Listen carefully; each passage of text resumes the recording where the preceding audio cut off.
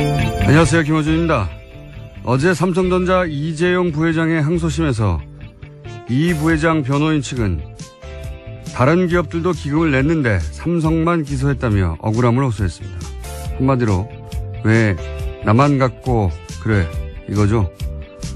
삼성은 정유라 승마 지원이라는 그룹 승계 작업을 위한 뇌물 공여를 대통령 비선 실세 최순실에게 직접적으로 한 혐의가 1심에서 유죄 판결된 바 있습니다.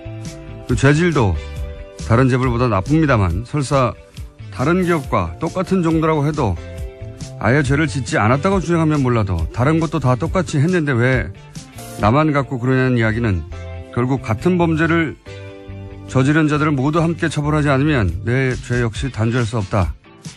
이런 이야기 아닙니까? 이게 말이 되느냐. 다른 기업들이 아직 기소되지 않았다는 것이 이재용 부회장 무죄의 근거가 될 수는 없는 거죠. 당연히 그 죄도 처벌받고 다른 기업들의 죄도 추가 조사에 있다면 처벌해야 되는 거죠. 이 주장은 우리 재벌들의 사고방식을 그대로 드러냅니다. 나만 그랬냐? 다들 그러지 않냐? 다들 그러는데 어떠냐? 들키지만 않으면 되는 거 아니냐? 그 사회의 가장 힘센 집단이 이렇게 굴러왔으니 나머지 사회 전체가 이런 사고방식으로 굴러온 것도 당연합니다.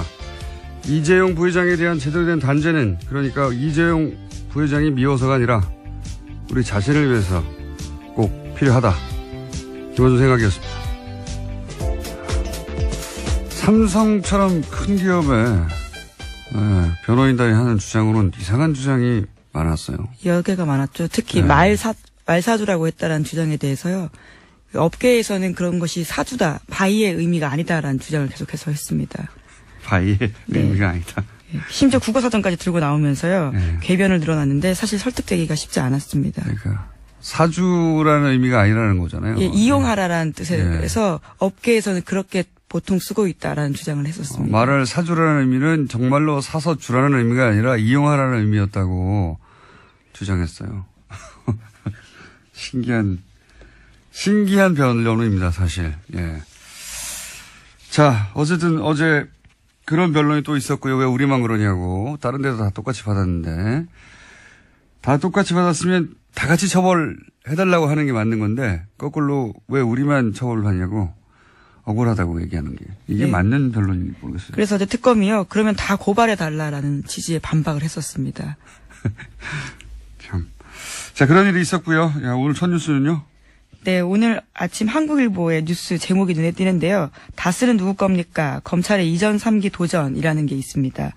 검찰이 어제 이명박 전 대통령과 김재수 전 LA 총영사 등을 고발한 옵셔널 캐피탈 대표 장모 씨를 고발인 자격으로 불러 조사했다라는 내용을 전하면서요. 다스는 누구 겁니까? 라는 제목을 아예 대놓고 뽑은 겁니다. 다스는 누구 겁니까? 이유행의 발언지 뉴스공장입니다. 예, 체조도 지난 주말에 촛불 집회 때 꽤 나왔었습니다. 다스 체조 음악이요. 다스 체조송이요? 예. 발언지입니다, 여기가. 예, 뉴스공장이. 여기서 이제 옵셔널 벤처스가 아니라 옵셔널 캐피탈로 나중에. 네, 그렇죠. 예, 개명을 했다고 해야 되나요? 예. 거기 대표 장모 씨가 이제 고발인 자격으로, 돈을 돌려받을 수 있었는데 이명박 전 대통령이 공권력을 동원해서 그걸 방해했다. 이런 주장을 했고, 고발을 했죠.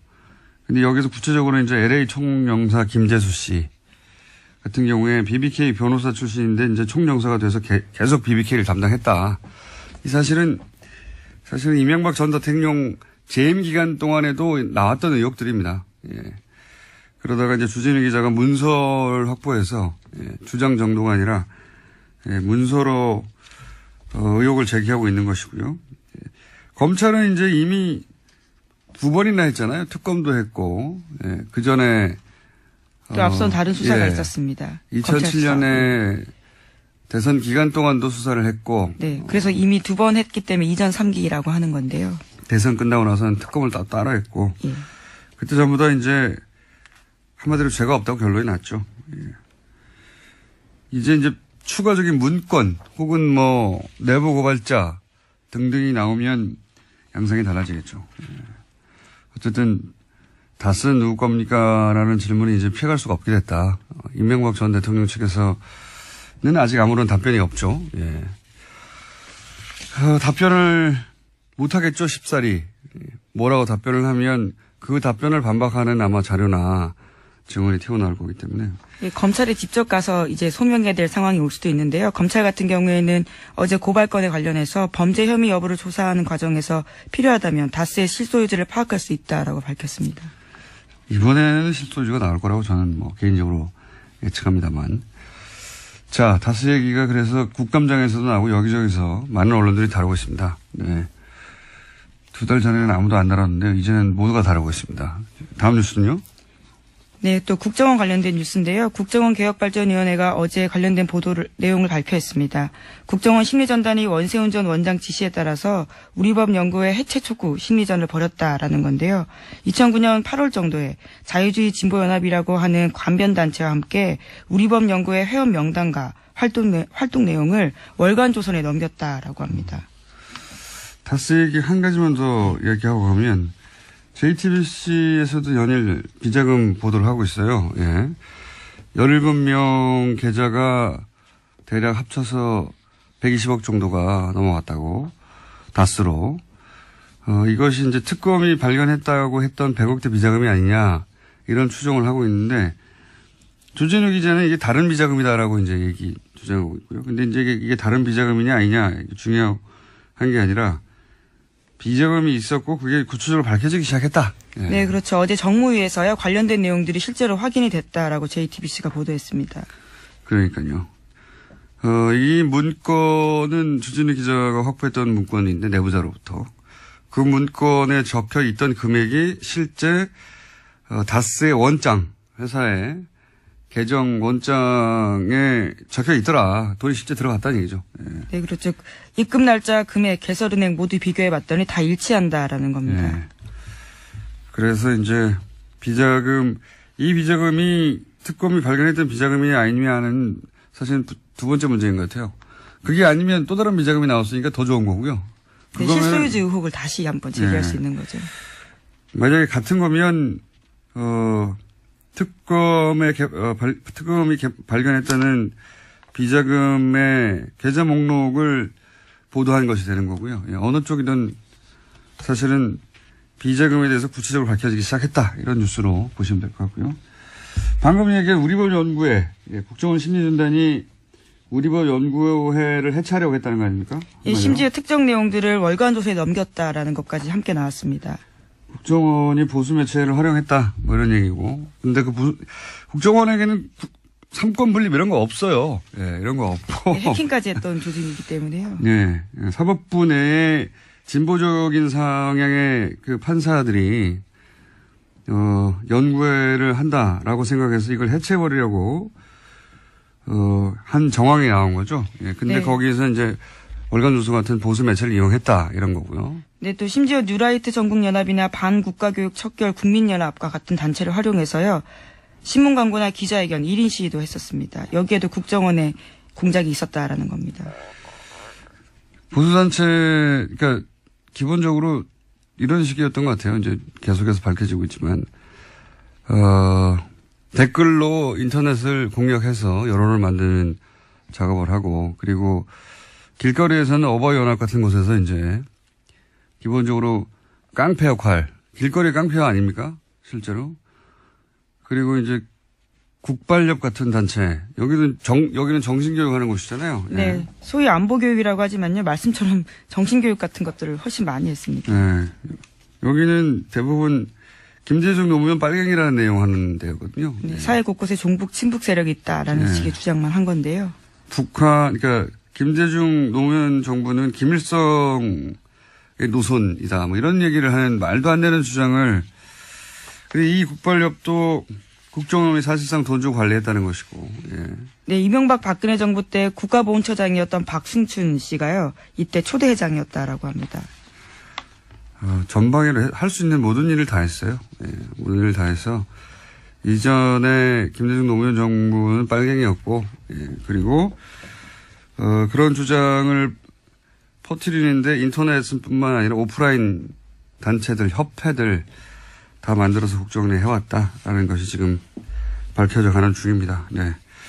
다음 뉴스는 뭡니까?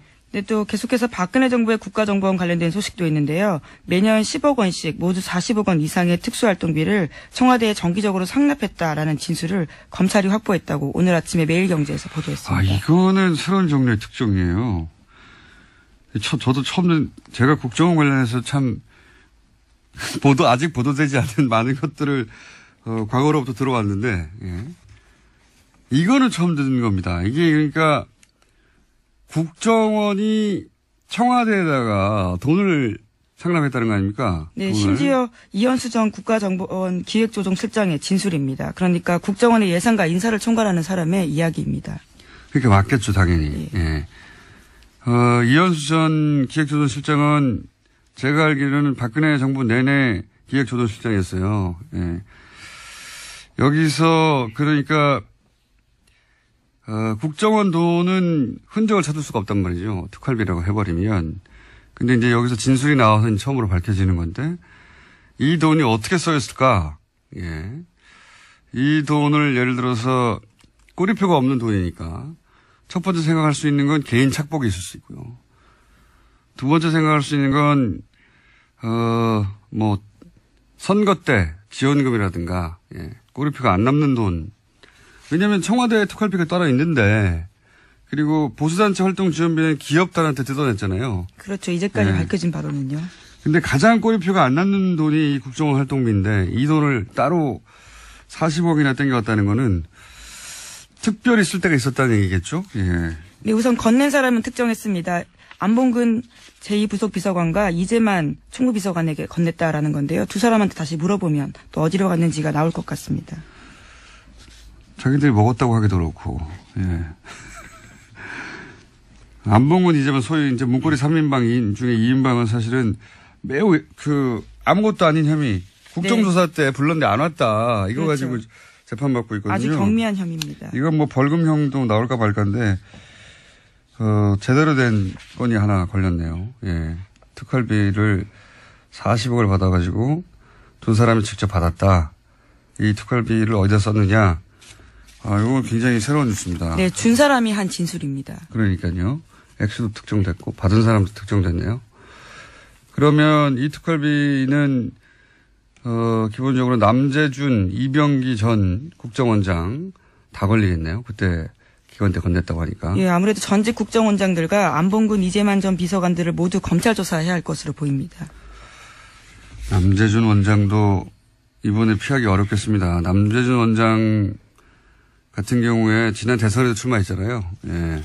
그런데 남재준 원장까지 만약에 구속되면 이명박 국정원장에 이어서 박근혜 초대 국정원장도 구속되는 건데 피하기가 어려울 것 같아요. 예, 제가 보기엔. 남재준 원장 같은 경우에는 소위 세트장 압수수색, 공작, 예, 압수수색을 댓글 공작 관련해서 하려고 했더니 세트장을 만들어가지고 네, 검찰 수사를 방해했었죠. 예, 가짜 세트장을 만들어서 거기다 가짜 서류를 채워놓고 여기 압수수색하게 한 그 당시의 국정원장이거든요. 예.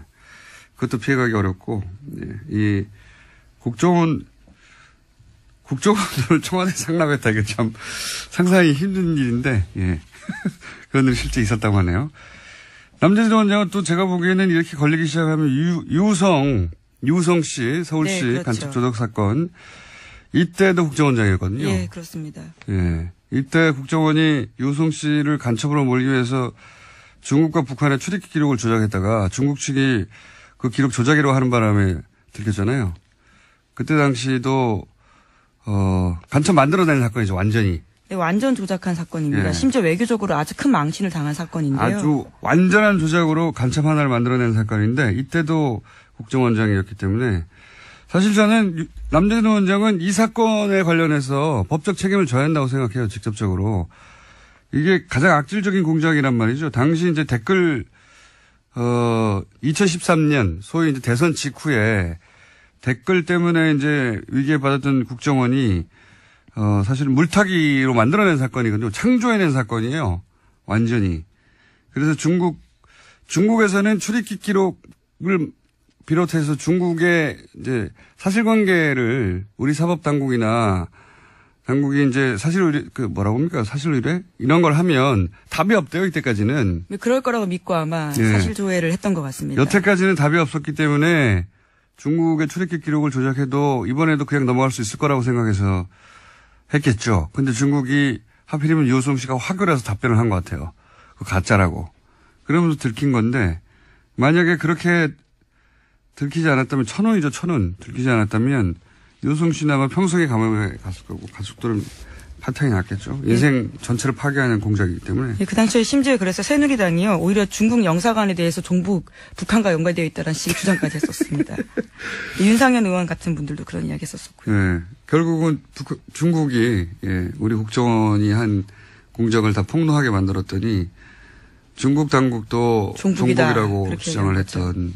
근데 결국 다 밝혀졌죠. 자신들이 조작을 했던 것이. 네, 조작했던 국정원 직원들 같은 경우 일부가 아주 경미하게 처벌을 받기도 했었습니다. 그리고 그 조작을 시킨 당사자 블랙 요원 같은 경우에는 뭡니까? 자살 기도를 한 적이 있습니다. 번개탄 자살 기도를 한 다음에 단기 기억 상실이 걸렸다고. 딱 그 부분만 기억이 나지 않는다라고 증언을 했습니다. 거부하고 했었죠. 코미디 같은 일이었는데 당시에 국정원장이었습니다. 근데 청와대는 돈을 상납했다. 참 상상을 초월한 일들이 벌어졌었어요. 박근혜 정부 때. 자, 다음 뉴스는요. 네, 또 국정원과 관련된 소식이 하나 더 있는데요. 댓글 사건 수사 때 가짜 사무실 꾸렸다라는 국정원 직원들이 있습니다. 이와 관련해서 검찰의 참고인 조사를 받던 국정원 소속 변호사 기욱 씨가 숨진 채 발견됐습니다.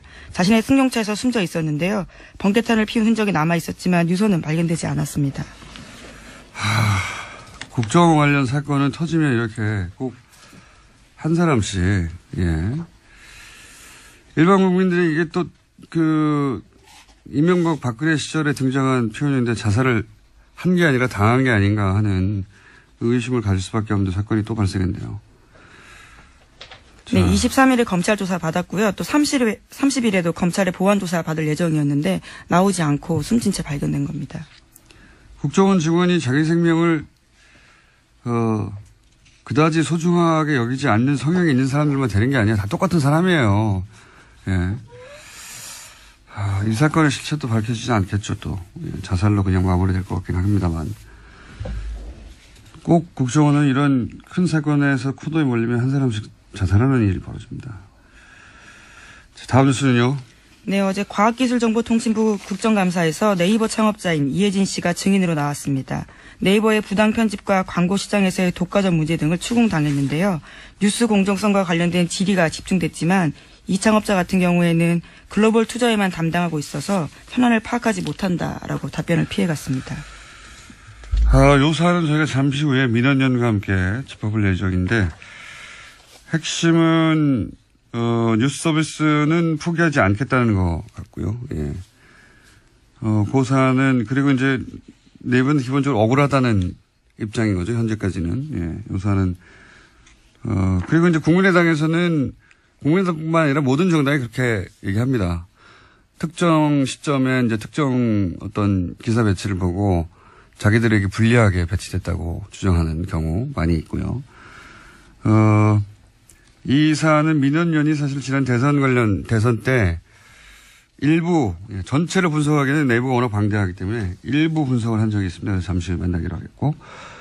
자, 뉴스 하나 정도 더 전할 거 있을 것 같습니다. 남은 뉴스가 많은데요. 어떤 걸 하면 좋을까요? 뉴스공장과 관련된 것도 있고요. 자유한국당 관련된 게 있고 트럼프 관련된 게 있습니다. 뉴스공장 관련 제목을 하나 하고요. 트럼프 관련한 제목을 하나 하죠. 예. 네, 오늘 아침 경향신문 보도인데요. 더불어민주당 박홍근 의원이 뉴스공장과 관련해서 국회 입법조사처에 관련된 내용을 질의하고 답변을 받았다라고 합니다. 지난 국정감사에서 뉴스공장이 불법이다 아니다 이런 이야기가 많았는데요. 그와 관련한 판단할 기준이 없다라는 것이 입법조사처에서 예. 답변이라고 합니다. 뉴스공장 불법이 아니랍니다. 입법조사처에서. 네, 참고해 주시고요. 자, 입법조사처 감사하고요. 다음 미국 트럼프 얘기는 뭡니까? 네, 트럼프 미국 대통령의 대선 캠프 자장을 맡았던 폴 매너포트라는 사람이 있는데요. 이번에 특검에서 1호 기소가 되었다라고 합니다. 선대본부장이었거든요. 예, 그렇죠. 정치 컨설턴트입니다. 말하자면. 예, 굉장히 유명한 로비스트인데요. 예, 예, 정치 컨설턴트인데 한마디로 러시아하고 내통하는, 예, 그러니까 트럼프의 선대본부장이었던 사람이 러시아와 내통했다는 혐의로 FBI가 혐의점을 발견해서 기소했다는 거거든요. 이렇게 되면 트럼프 대통령까지 갈 수도 있는 첫 번째 기소이기 때문에 이게, 예.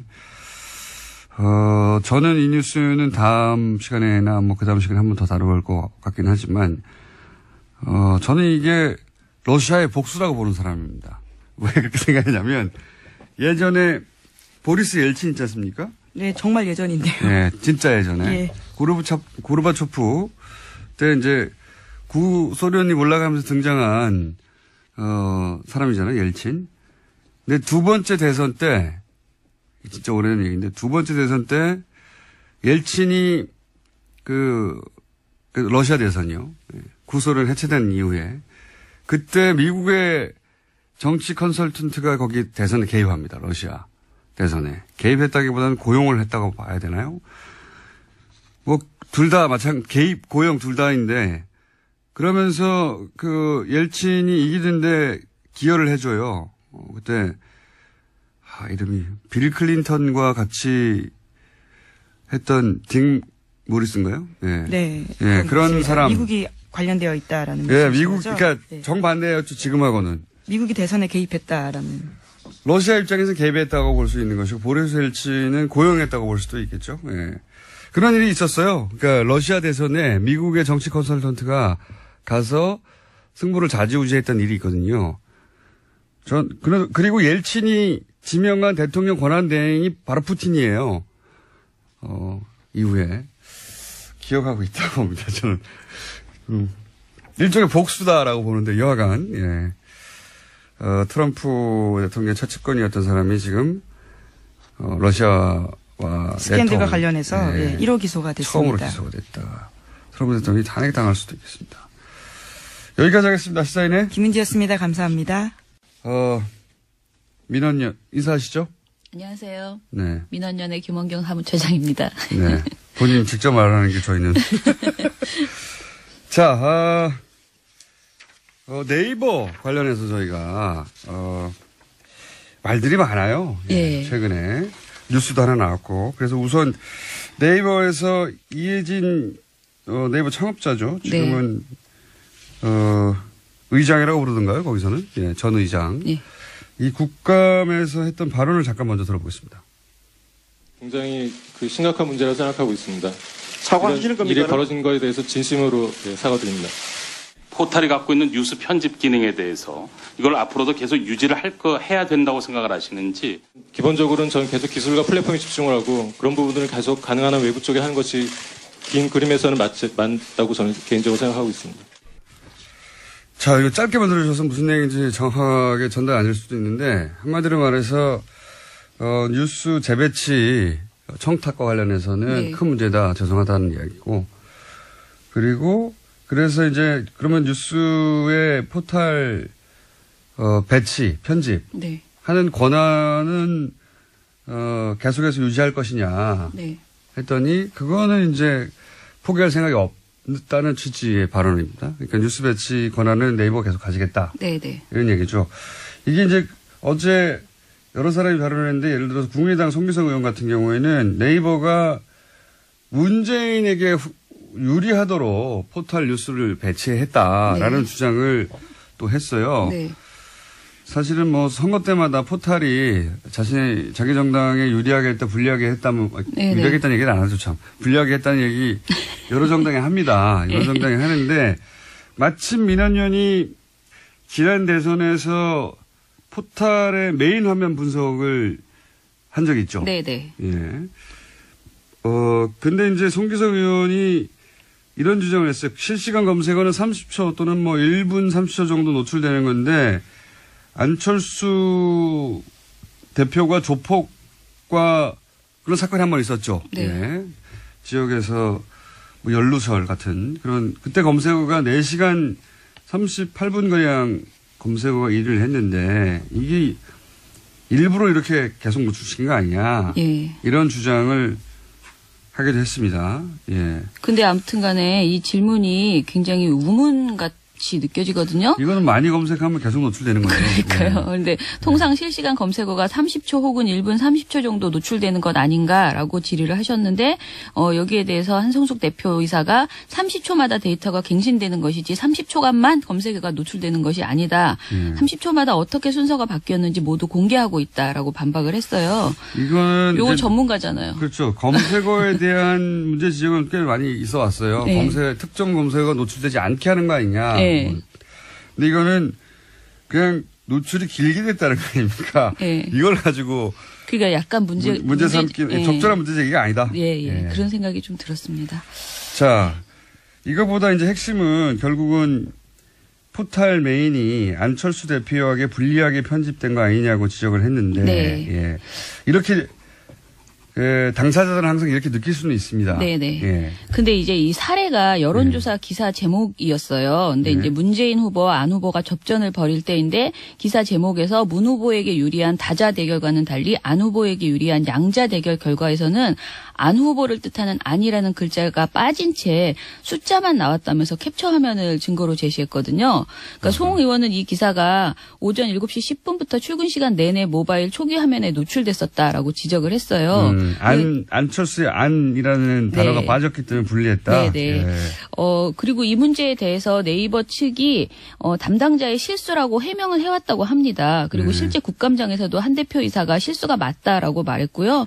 송 의원이나 한 대표이사나 서로 실수임을 인정하고 사과하고 사과를 받아주는 모양새로 그렇게 보였습니다. 따뜻하게 마무리했어요. 네. 마무리했는데 실제 모니터링을 해왔던 민원연 입장에서는 사실 아직 이 전제를 말씀드려야 될 것 같아요.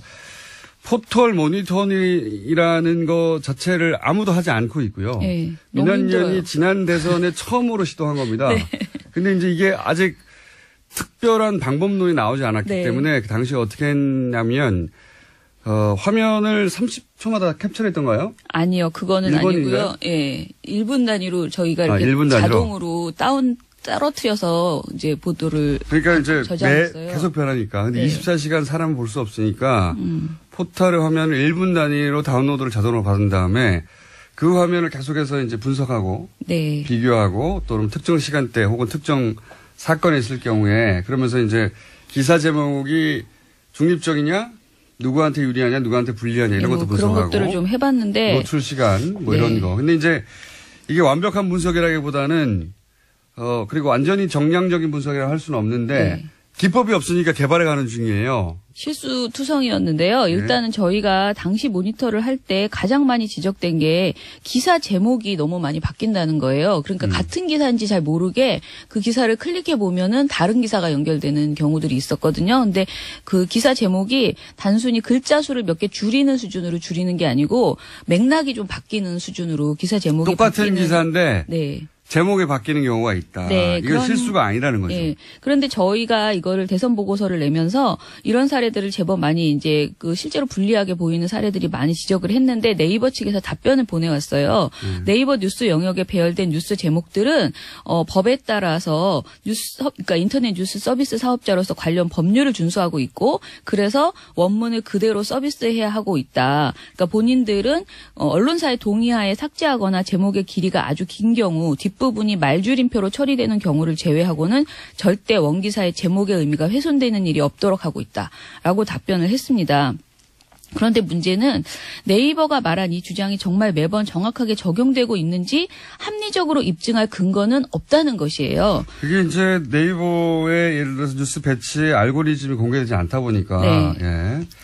그리고 이제 민원연이 주장하는 것은 분명히 언론사가 그렇게 제목을 바꾸는 경우도 분명히 있을 것이다. 그렇기 때문에 이용자들이 투명하게 그것을 믿을 수 있도록 메인 뉴스 기사 배열과 같이 뉴스 수정 이력을 모두 네이버에서 올려달라라고 제안을 했습니다.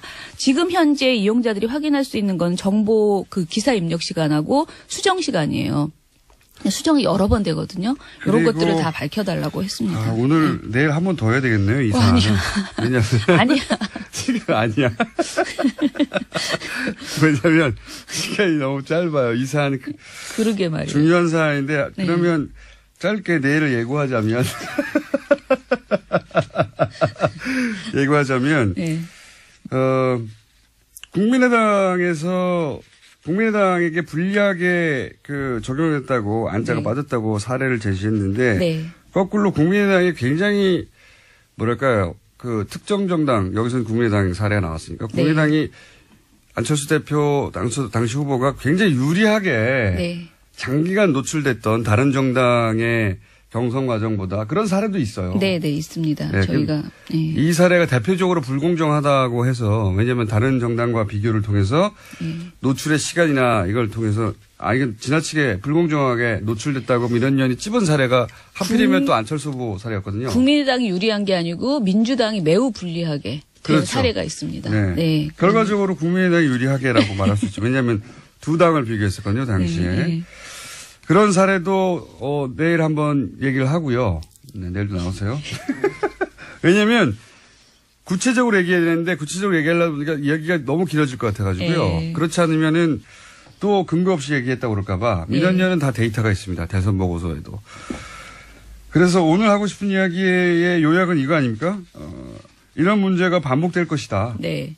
그러니 투명한 기준을 만들어야 될 것 같다. 이런 얘기죠. 그 본인의 영향력을 일단은 인정을 했잖아요. 네이버의 영향력을. 영향력을 인정을 했고, 그리고 실제로 이것이 이제 그 뉴스, 현재 포털 모바일 뉴스에 대해 의존하는 비율이 굉장히 높단 말이에요. 점점 더 높아지죠. 예, 그러니까 그 영향력만큼 투명하게 하고, 특히 이 모니터링을 왜 의사들이 의료사고가 나면 의사가 입증해야 된다 이런 말 하잖아요. 근데 저희가 뭔가를 이렇게 지적을 하면 맨날 아니다. 뭐 근거가 없다. 그렇죠. IT 이렇게 전문가가 하는데 아니라서 모른다. 네, 본인들이 저는 입증하는 시스템을 저는 보여줘야 된다라고 생각이 듭니다. 네. 그러니까요. 이 문제는 저는 앞으로도 계속 나올 것 같아요. 예. 네, 계속 나올 것 같은데 저희도 그래서 계속 관심 있게 지켜보고 있고요. 민원연이 지난 대선에 처음으로 초기 형태이긴 하지만 모니터링을 해서 결과치를 가지고 있어요. 그걸 가지고 내일 좀 더 자세히 얘기하죠. 오늘 맛보기만 네, 했습니다. 알겠습니다. 지금까지 민원연의 김원경 사무처장이었습니다. 감사합니다. 감사합니다. 박용진 의원의 특종이죠. 예. 4조 5천억대 이건희 삼성 회장의 사명재산에 대해서 과세가 제대로 이루어지지 않았다. 지난주에 문제 제기하셨고. 네네. 지금 금융위에서 이제 여기에 대해서 과거의 입장과는 좀 입장을 바꿔서 네. 세금 내도록 하겠다. 이렇게 입장을 바뀌었죠. 예. 아무리 급해도 인사는 하게 해주셔야죠. 아, 그러시군요. 예, 저 국회의원 박용진입니다. 안녕하세요. 네. 그렇군요. 인사를 지금 했어야 돼요. 어제 16일 날 예. 첫 국감 때 금융위원회 입장은 내 돈이라도 남의 이름으로 넣어놔도 상관없다. 그렇죠. 그러니까 차명 계좌도 실명 재산이다. 저는 이게 이해가 안 가거든요. 그러니까 상식 밖에 얘기를 하니까 그대로 얘기해 드리면 네. 금융실명제 이후 93년입니다. 이후에 개설된 계좌에서 도명, 차명, 남의 이름이든 그렇죠, 다른 사람 그렇죠. 또 혹은 남이 모르는 채 또 훔쳐서 거기다가 돈을 넣은 그런 경우도 있었으니까요. 네. 김영철 변호사 같은 경우. 다 실명 계좌다. 그래서 비실명 자산이 아니다. 이렇게 금융위가 얘기를 했었잖아요. 그렇죠. 저는 이 논리 자체가 근본적으로 이해가 안 갔거든요. 다른 사람의 이름을 했으면 무조건 금융실명제 위반이라고 생각하고 있었는데 금융위는 비실명 자산이 아니다. 주인이 있는 돈은. 그래서 금융위가 욕을 먹었던 거고요. 네. 이번에도 결국은 아마 금융위 사상 처음으로 이렇게 백기투항이라고 하는 소리를 들을 만큼 입장을 바꾼 거예요. 이번에는 입장을 바꿨죠. 예, 어떻게 아마 바꿨습니까? 금융위가 어저께 오전에 금융위원장이 저한테 대답을 한 것은 이제 세 가지 조건이 있습니다. 네. 검찰 수사 결과, 네. 국세청의 조사 결과, 그리고 금융감독원의 검사 결과 이 세 가지 경우에 국가기관에 의해서 확인이 되면 차명계좌임이 확인이 되면 남의 돈을 넣어놓은 게 확인이 되면 그거는 금융실명법 5조에 해당하는 비실명 재산으로 봐서 과징금 및 과세 대상입니다. 라고 확인을 한 겁니다. 그래서 제가 역으로 다시 물었습니다. 삼성 특검에 의해서 이건희의 계좌 1199개는 모두 다 차명 계좌인 게 확인된 거죠. 그렇습니다. 그러면 아까 얘기한 그 부분이 맞죠? 얘기를 해서 이건희 차명 계좌 역시 금융실명법 5조에 해당한다라고 확인을 해준 거고 과세 대상의 길을 열어놓은 거죠. 우선 첫 번째로 해내신 일은 박영진 의원님이 해내신 일이기 때문에 이거는 박수를 받아야 되는데 과징금 대상으로 만들어 온 거죠. 그렇습니다. 네. 이전에는 과징금 대상이 아니라고 16일 날까지 버텼는데 예, 이제는 그게 무너진 거죠. 이게 말이 도명, 차명, 실명, 비실명 나와서 그런데 금융위의 주장은 금융실명제 이후에도 다른 사람 이름으로 해도 네. 그게 자기 돈이기만 하면 금융실명제 위반이 아니다라고 주장한 거예요. 계좌를 연 사람이 실제 존재하는 사람이면 된다는 거예요. 이게 말이 안 되는 게 돈의 주인은 항상 있죠. 누군가가 자기가 그 돈의 주인이라는 걸 숨기려고 차명으로 한 거를 막겠다고 실시한 게 금융실명제인데 네. 금융실명제 근본적인 취지에 위반되는 해석이죠, 이게. 그렇습니다. 금융실명제 도입 취지에도 위반되고요. 국민적 상식에도 위반됩니다. 우리 국민들 은행 가서 계좌 하나 열려고 그러면 서류 몇 개에다가 서명을 하고 주민등록증 까야 되고 네. 자기가 누군지 다 밝혀야 되고 다 이런 과정을 거치는데 네. 돈 많은 사람, 권력 재벌들. 있는 사람들은 네. 이런 과정 없이 그냥 이렇게 해왔다는 거예요. 다른 사람, 숨기고. 근데 그것도 불법이 아니라는 거 아닙니까? 그것도 아니고 세금도 더 많이 안 때린다 이런 거죠. 그러면 금융실명제가 아닌 거죠. 금융실명제가 거꾸로 서 있었던 거죠. 그거를 이번에, 근데 그게 이제 일반인들한테는 적용이 안 되고 재벌들한테 그렇게 적용이 됐었다. 그렇습니다. 그거를 삼성 이건희 회장의 비자금 4억 5천 세금이 어떻게 됐지 찾다가 발견하신 거고. 그렇습니다. 예. 금융위는 그게 맞다고 주장하다가 이제 이 시대가 바뀌었구나. 네. 이게 우리 이렇게 가면 큰일 나겠다. 삼성만 봐주려고 이렇게 했던 거 아니야? 라고 하는 지적에 이제 손을 든 거고. 그렇습니다. 예. 그래서 그거 비설명 자산 맞습니다라고 인정한 거죠. 네, 그렇습니다. 그래서 이제 과세 대상의 길을 열었죠. 과세 대상. 근데 이제 문제는 이런 지적도 합니다. 과세 대상이 되긴 했는데 과세만 해가지고는 뭐 1,000억대밖에 안 되지 않냐. 네. 지난 시간에는 과징금까지 합치면 뭐 조 단위가 나올 거라고 말씀하셨는데 네. 너무 싸지 않냐. 이거 세금 조금 내는 길로 가긴 했는데 과징금으로 가는 방법이 없어져서 오히려 더 충분히 단죄하지 못한 거 아니냐. 그 법에 그렇게 정해져 있다라고 하는 걸 전제로 일단 말씀드려요. 그러니까 93년도 김영삼 대통령이 저녁 8시에 느닷없이 금융실명제를 발표하는 걸 기준으로 해서 엄청 박수 받았죠. 네, 그 이전에 만들어 놓은 계좌는 과징금 및 과세 대상. 네. 그 이후에 만들어 놓은 것은 과징금 대상은 아닌 과세 대상. 이렇게 네. 분류가 되어 있습니다. 네. 그런데 실제 오전에 너무 많은 관심과 주목을 받는 바람에 오전에 드디어 이건희 차명 계좌에 대한 과세길이 열렸다. 이 뉴스에 집중하는 바람에 국감에서요? 예. 네. 어제 오후에 제가 했던 중요한 발언을 아무도 기사화를 안 했어요. 그래서 알려지지 않았나요? 예. 그래서 제가 지금 말씀을 드리면 네, 오후 국감의 질의에서 오후에 숨겨놨던 네. 비장의 무기. 네. 자, 금융위는 뭐라고 그러느냐면 1199개 이건희 차명 계좌 중에 20개는 93년 이전에 만들었다. 잠깐만요. 이게 이제 법이 93년 이전의 것만 과징금을 내게 돼 있어요. 네, 그렇습니다. 법 자체가 그래요. 이거는. 예. 그러니까 93년 이후에 만들어진 이런 차명은 그러니까 거기서 추가 발생한 세금만 내게 돼 있는 거거든요. 네. 세율을 높게 해가지고 90%까지. 그렇습니다. 그래서 거기서 이득이 발생하면 90%는 가져가겠다. 네. 이런 건데 지금 과징금은 50%를 가져갑니다. 원금의 50%를. 예. 그러니까 과징금은 그 추가적으로 발생한 수익의 일부를 가져가는 게 세금이라면 예. 과징금은 그냥 원래 있던 돈 반 가져가는 거예요. 그렇습니다. 그러니까 이게 징벌적이기 때문에. 훨씬 크단 말이죠. 근데 과징금 대상이 지금 아니면 4조면 2조를 과징금으로 가져갈 수도 있는 건데 제가 이제 이 문제는 어떻게 되냐 이거죠. 처음 여기 네. 나왔을 때도 그 말씀을 드렸어요. 네. 20개만 과징금 대상이고 93년 이전에 만들었고 지금 현재 계좌 중에는 93년 이전에 만들어진 게 20개밖에 없다. 네. 그리고 그 나머지는 그래서 과징금 대상이 아니다. 그 얘기를 듣고 깜짝 놀랐어요. 대한민국에서 누구도 그걸 몰랐거든요. 그런데 우리가 막 조지다 보니 금융위가 그거 저 표준어입니다. 표준어. 네, 표준어입니다. 예, 다소 이게- 저속한 표준어입니다. 예, 이렇게 뒤를 캐다 보니 네. 그 금융위원회에서 그동안 꽁꽁 숨겨놨던 자료를 막 우리들한테 제공을 합니다. 수긍하다 근데 보니까. 그 중에 우리 황당했던 게 아니 상속재산이라더니 87년에 돌아가신 분이 어떻게 그 93년 이후에 개설할 수 6년이나 지나서 그거를 줬단 말이야. 이게 무슨 말이야? 하고 황당했다는 거죠. 그러나 어쨌든 그 조사 결과 20개만 93년 이전에 했다고 그러니 그 20개만 과징금 대상인가 보다. 그러나 그 20개는 실명 전환을 했다. 이렇게 해서 과징금 대상에서 빠져나갔다라고 우리한테 설명을 했단 말이에요. 오후 질의에 우리가 뭘 물어봤느냐면 그 20개가 원래는 이건희 명의가 아니죠. 예, 이건희 명의가 아니었습니다. 차명이었습니다. 그러면 재산이고. 실명 전환을 할 때 이건희 명의로 했습니까? 그랬더니 아니요. 다른 사람 명의로 했습니다. 그럼 여전히 비실명 그러면 재산이고. 오전에 얘기했던 차명계좌가 검찰 조사에 의해서 확인된 차명계좌는 비실명 재산으로 금융실명 5조에 의해서 과징금 및 과세 대상이라고 하였으니 이건희 명의로 바꾼 게 아니라 삼성의 김 과장에서 삼성의 이 과장으로 바꿨네요. 그렇습니다. 그럼 그것도 대상이죠. 아, 그렇네요. 이렇게 답이 나왔어요.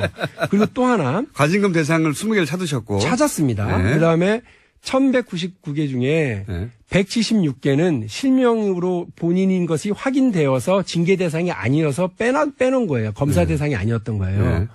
근데 그거는 그 176개입니다. 근데 176개는 과징금 대상인 93년 이전 건지 이후 건지를 그것도 확인을 안 한 거예요. 거기서. 우리한테 보고도 안 했어요. 그러면 그래서 176개를 물었죠. 찾아봐라. 그 176개는 이건희 명의냐 아니냐. 이건희 명의가 아닙니다. 다 명의가 아니니까. 그러면 오전에 확인한 대로 이것도 차명 계좌, 이것도 비실명. 검찰 조사에 의해서 확인된 비실명 재산. 그러면 금융실명법 5조에 대해서 과징금 혹은 과세 대상. 맞죠? 이게 맞네요? 자기들도 몰랐다는 듯이 예, 맞네요. 이러더라고요. 그럼 그 확인이 된 거죠. 그러면 이제 금감원이 전수조사를 해가지고 그걸 가져오면요. 이제 시즌2, 시즌3가 열립니다. 왜냐하면 요 되게 중요한 포인트인데요. 2명이 확인이 된 바가 있습니다. 여태. 한 명은 김용철 변호사입니다. 제가 쭉 얘기했죠. 이분은 50억짜리. 팀장, 부사장급 정도의 팀장인데 자기 계좌에 자기도 모르게 50억이 들어가 있었더라라고 얘기를 했습니다. 내 돈 아니니까 가져가라고 그랬죠. 그때. 근데 전체 4조 5천억 원 중에 50억 세 발의 피죠. 그런데 현명관 부회장은 현명관 사장은 자기 계좌에 2천억 넘는 이건희 재산이 차명으로 들어있다. 라고 한 적이 있죠. 내 돈 아니다라고 기자회견을 한 적이 있습니다. 그런데 현명관은 그걸 88년도에 개설됐다고 얘기를 합니다. 그런데 김용철은 그 돈이 자기 계좌는 93년 이후에 된 걸로 기억을 하고 있습니다. 중요한 건 뭐냐면 93년 이후에 근무했으니까요. 그렇습니다. 그 만일에 20개의 과징금 대상인 그 계좌에 현명관 것은 하나가 있죠. 나머지 한 10개 정도가 현명관하고 비슷하게 2천억씩 넣어놓은 게 있다고 한다면 과징금 대상은 어마어마해지는 거죠. 2천억 현명관 10개면 2조예요. 현명관 전 사장이 2천억이 있었다는 기자회견을 했었으니까 그것만 따져도 1,000억이 되네요. 과징금이면. 그렇습니다. 그러니까 아니죠.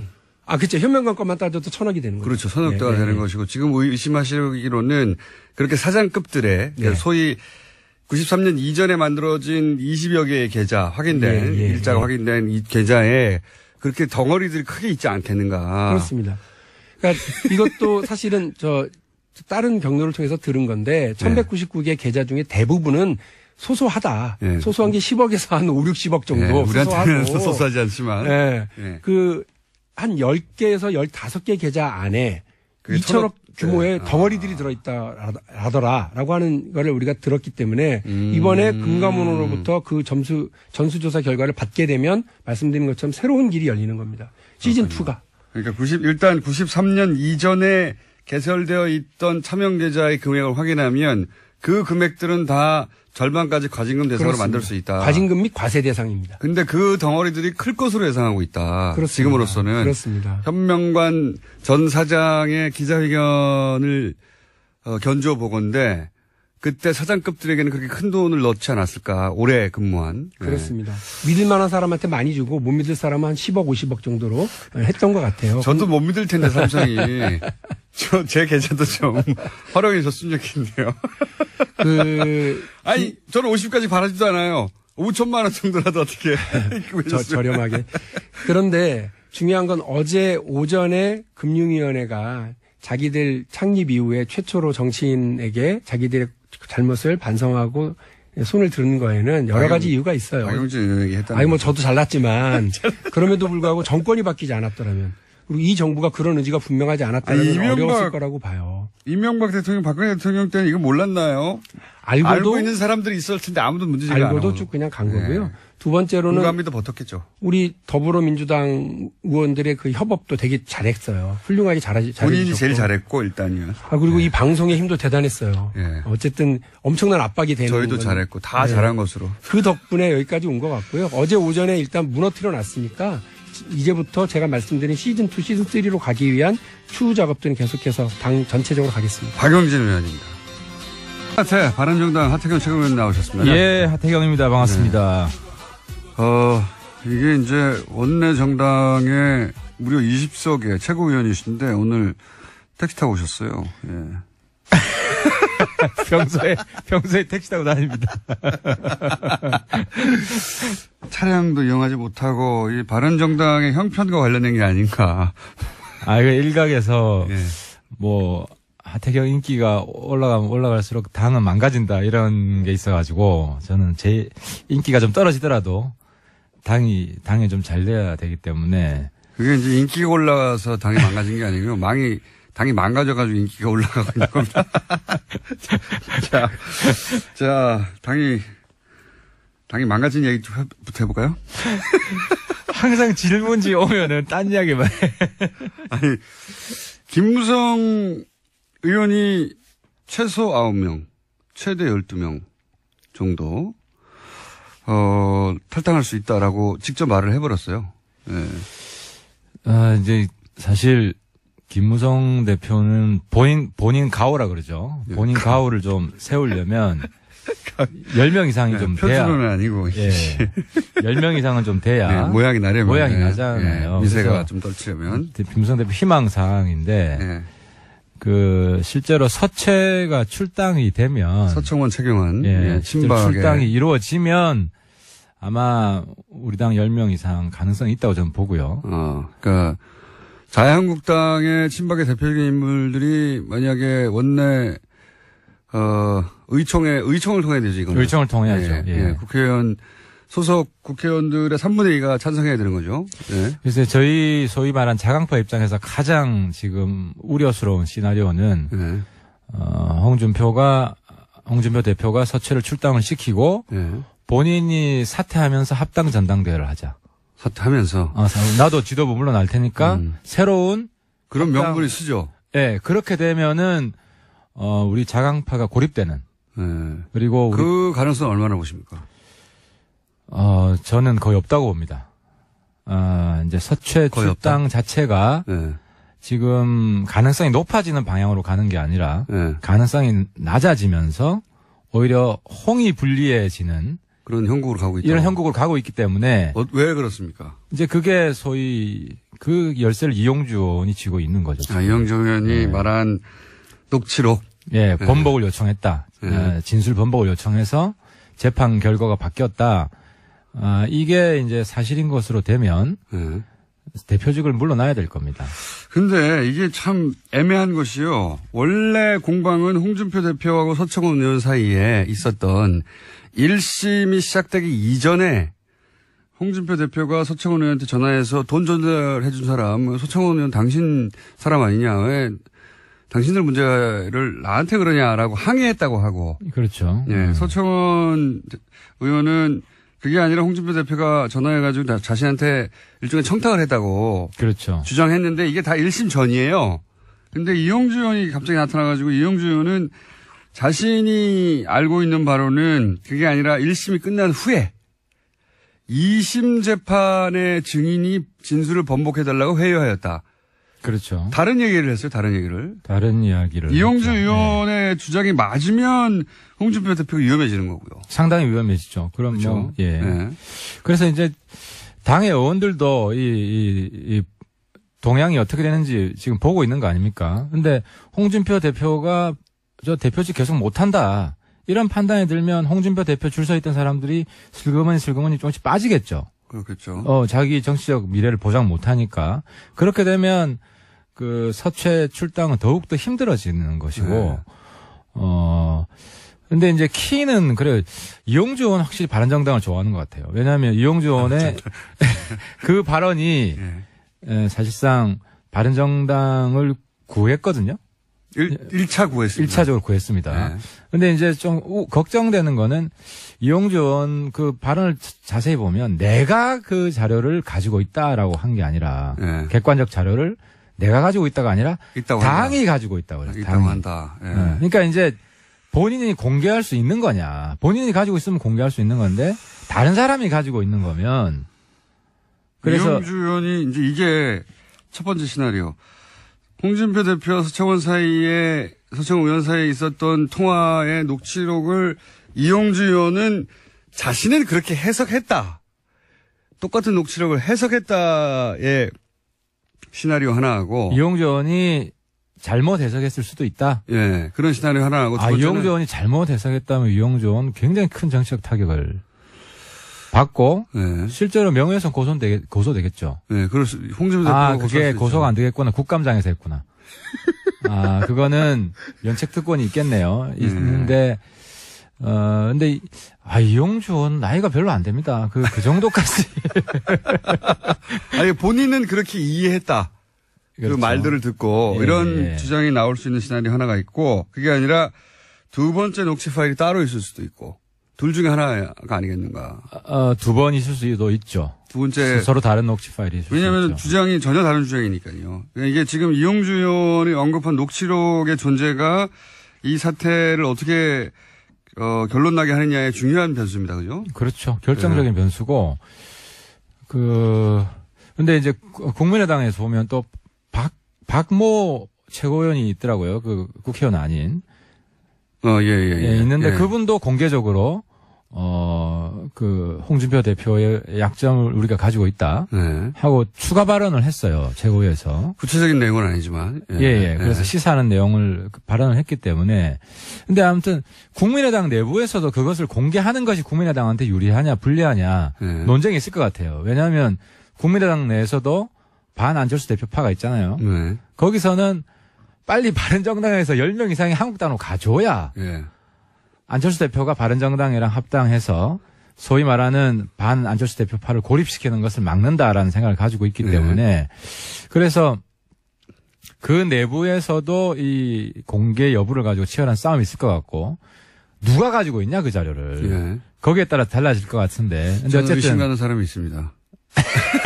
근데 어쨌든 이용주 의원 힘내야 됩니다. 우리.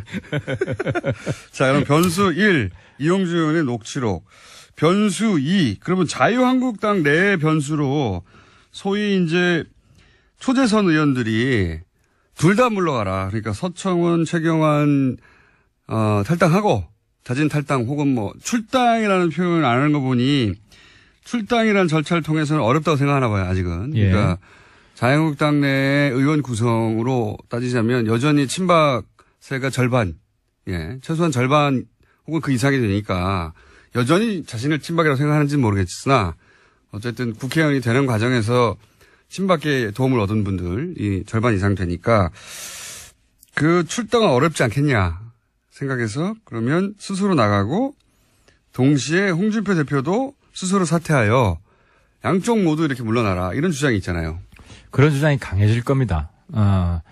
특히 이제 같은 친박이라도 도움을 받은 정도가 굉장히 크다. 그게 아니고 그냥 뭐 일반적으로 그때 공천이 됐다. 이 강도가 다르거든요.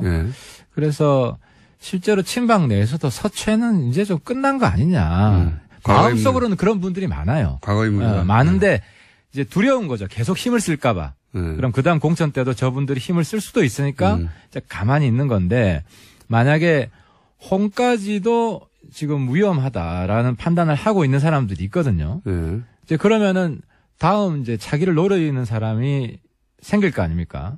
그럼 이제 세력화를 지금부터 정우택 원내대표 노리는 거 같던데. 그러니까 지금 저희들 내부에서도 새로운 지금 주장이 나오는 게 한국당의 비박 비홍. 새로운 세력 지금 조짐이 있다.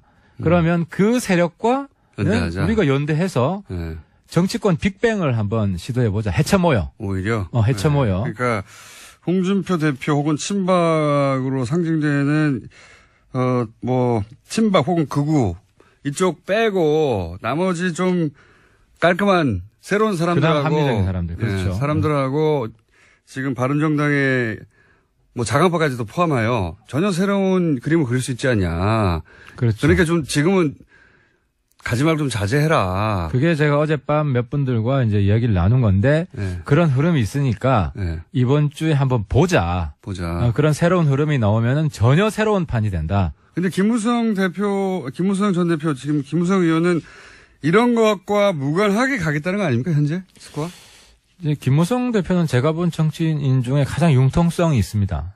네, 융통성이 있습니다. 그래서 그게 이제 나쁜 쪽으로 하면 48시간. 48시간 내에 항상 바꾸는 거 아닙니까? 이제 그런 게 있기 때문에 아마 내일 의총에서 우리가 내일 의총에서 크게 싸움은 안 할 것 같고 허심탄회하게 개개인의 미래에 대해서 생각을 해보자.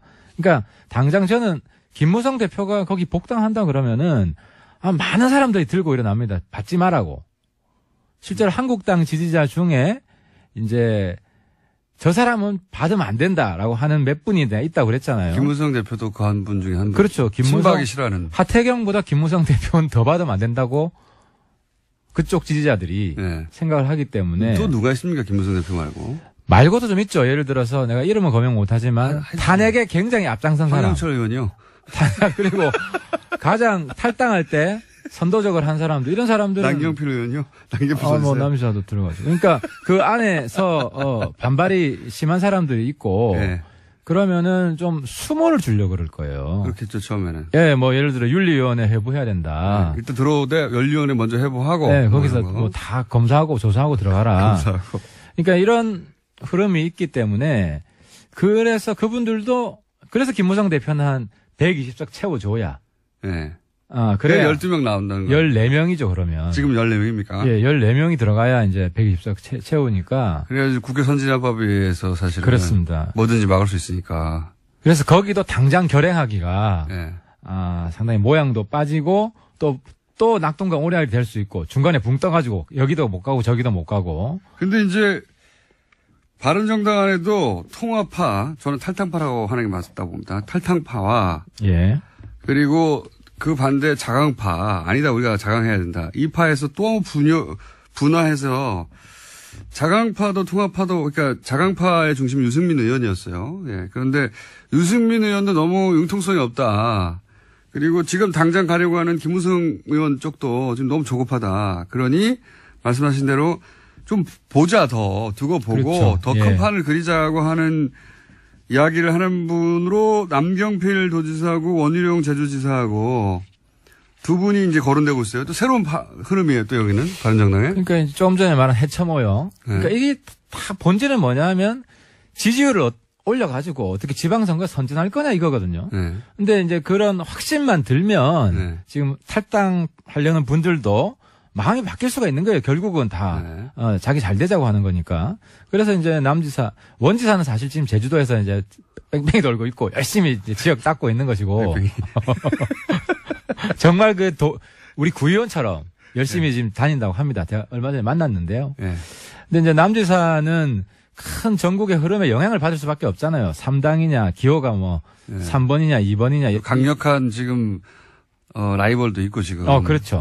그래서 관심이 많은데 남지사 입장에서는 가장 모양 나게 명분 있게 어떤 정계 개편이 이루어져야 본인한테 유리하기 때문에 남지사가 지금 탈당파들을 계속 명분 없이 가면 다 죽는다. 설득을 하고 있고. 그래서. 그렇지만 유승민 대표가 지금 절대 무조건 안 된다고 하는 것도 마음에 안 들고 지금, 그죠? 남지사 입장에서는 그렇죠. 남지사 입장에서는. 근데 유승민 대표는 한결같이 명분 없는 건 안 한다. 본인은 본인의 성격으로는 혼자 남더라도 계속 지방선까지 가겠다. 혹은 그 이후까지 계속 혼자 하겠다. 이런 정도인 것 같아요. 강도가. 명분이 제일 중요하죠. 유 대표 입장에서는. 근데 거꾸로 유승민 대표가 이런 식으로 해서 혼자 남지는 않겠죠. 하태경 최고위원 옆에 있겠죠. 두 사람, 세 사람 남아도 그렇게 남아서 혼자 외롭게 싸우는 게 본인한테는 장기적으로 좋을 수 있습니다. 노무현 대통령이 한번 보여줬잖아요. 노무현 대통령은 지역 감정을 그 소위 없애야 된다고 하는 커다란 계속 명분, 도전을 했었죠. 예, 커다란 명분이 있는데 유승민 의원도 이제 누구나 쉽게 와닿을 수 있는 커다란 명분을 이제 앞에 내세워야 되는데 아직은 잘 안 보입니다. 아, 뚜렷하지 않죠. 그게 숙제입니다. 이제 개혁 보수인데, 보수 혁신인데, 이걸 얼마나 이제 노무현 대통령 같은 경우는 부산에서 계속 도전했었잖아요. 네. 그래서 저는 사실 유승민 대표가 지방선거에 자기 한번 던질 수 있다. 이야기를 전 해야 된다고 봅니다. 당이 필요를 하면.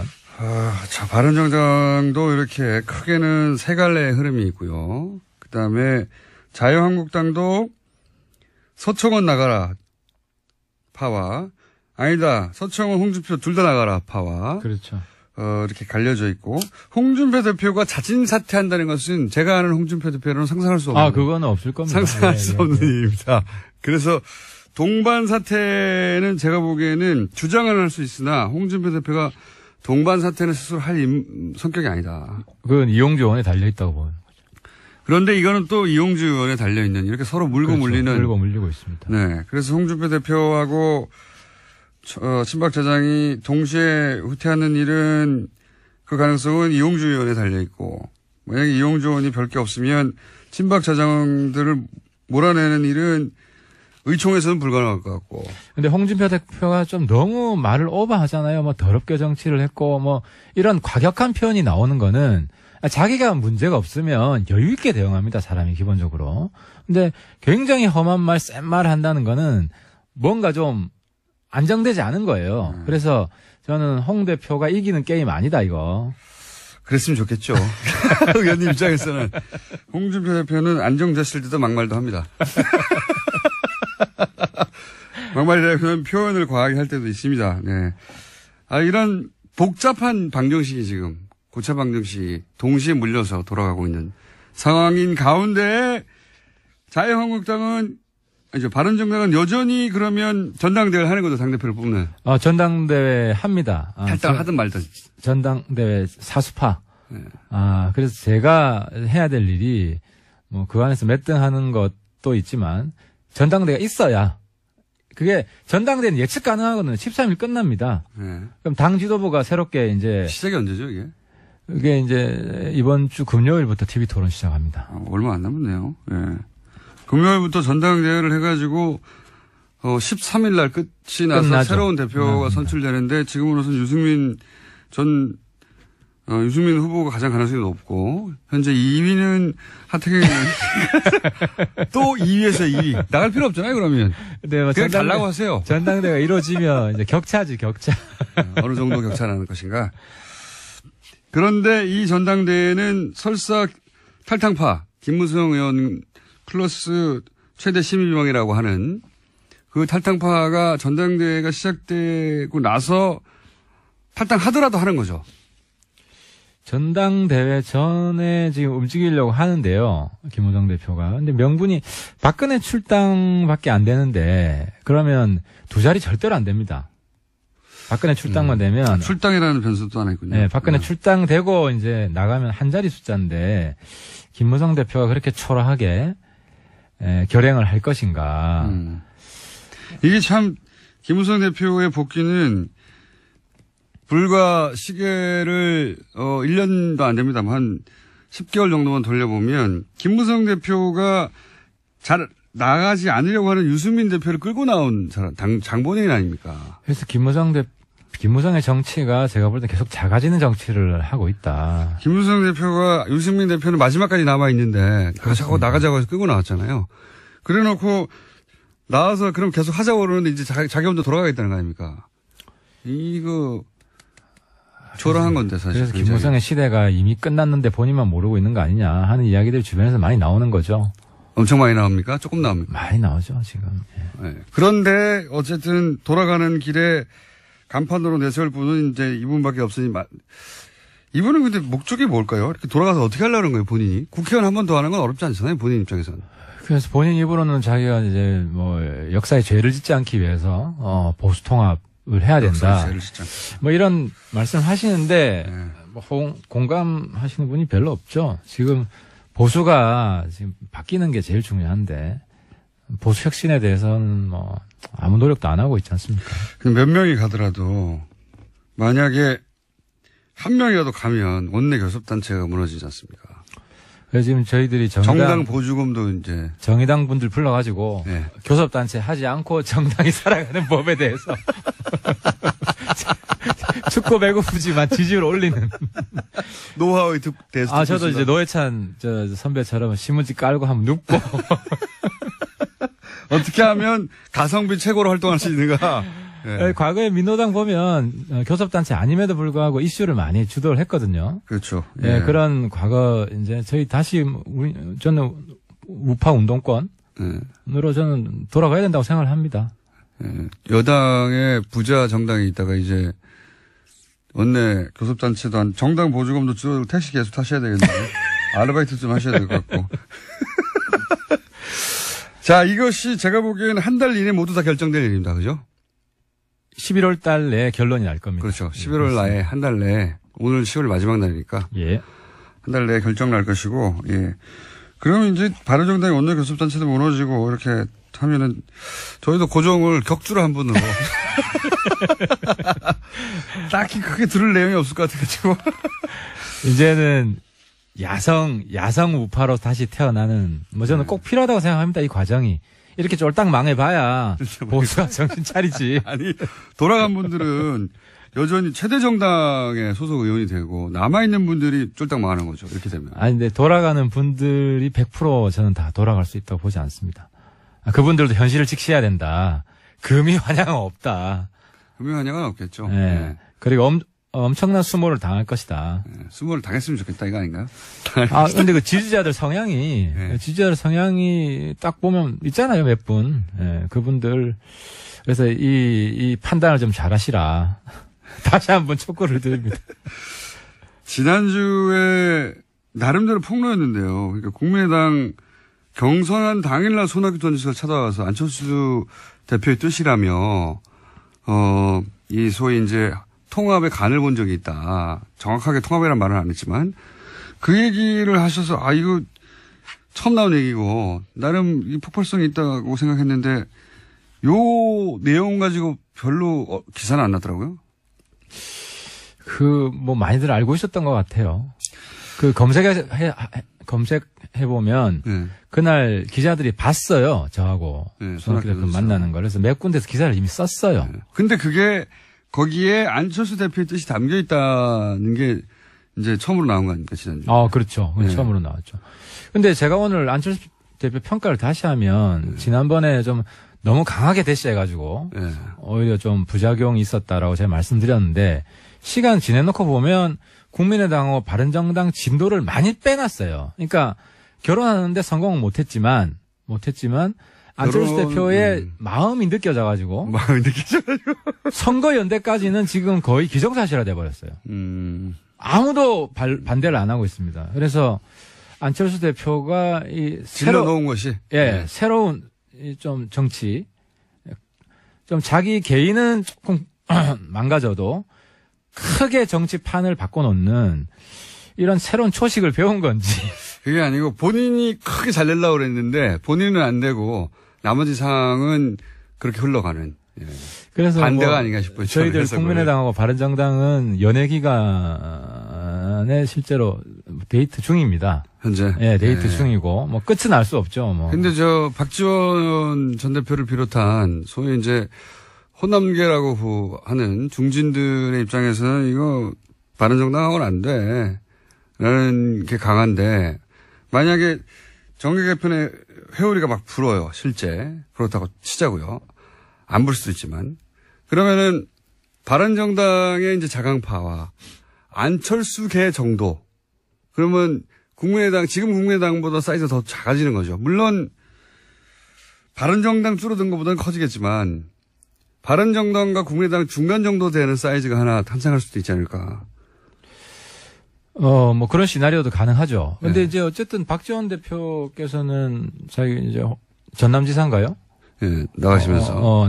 나가셔서 정치적 이제 수명을 연장하시는 게 제일 중요하기 근데 이제 때문에.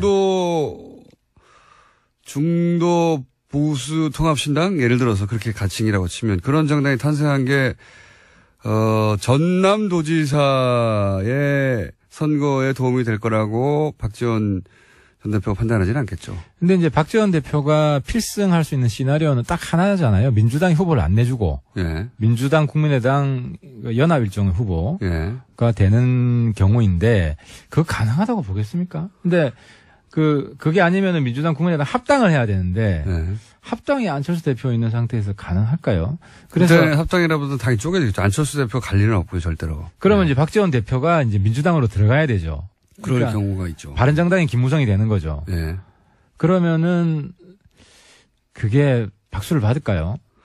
그건 모르겠는데 제가 여기서 그거는 박지원 대표도 나오시니 그때 물어보면 될 것 같은데 제가 궁금한 건 이제 바른정당이 소위 계속 남아있는 자강파가 국민의당의 안철수계하고만이라도 합치는 그림을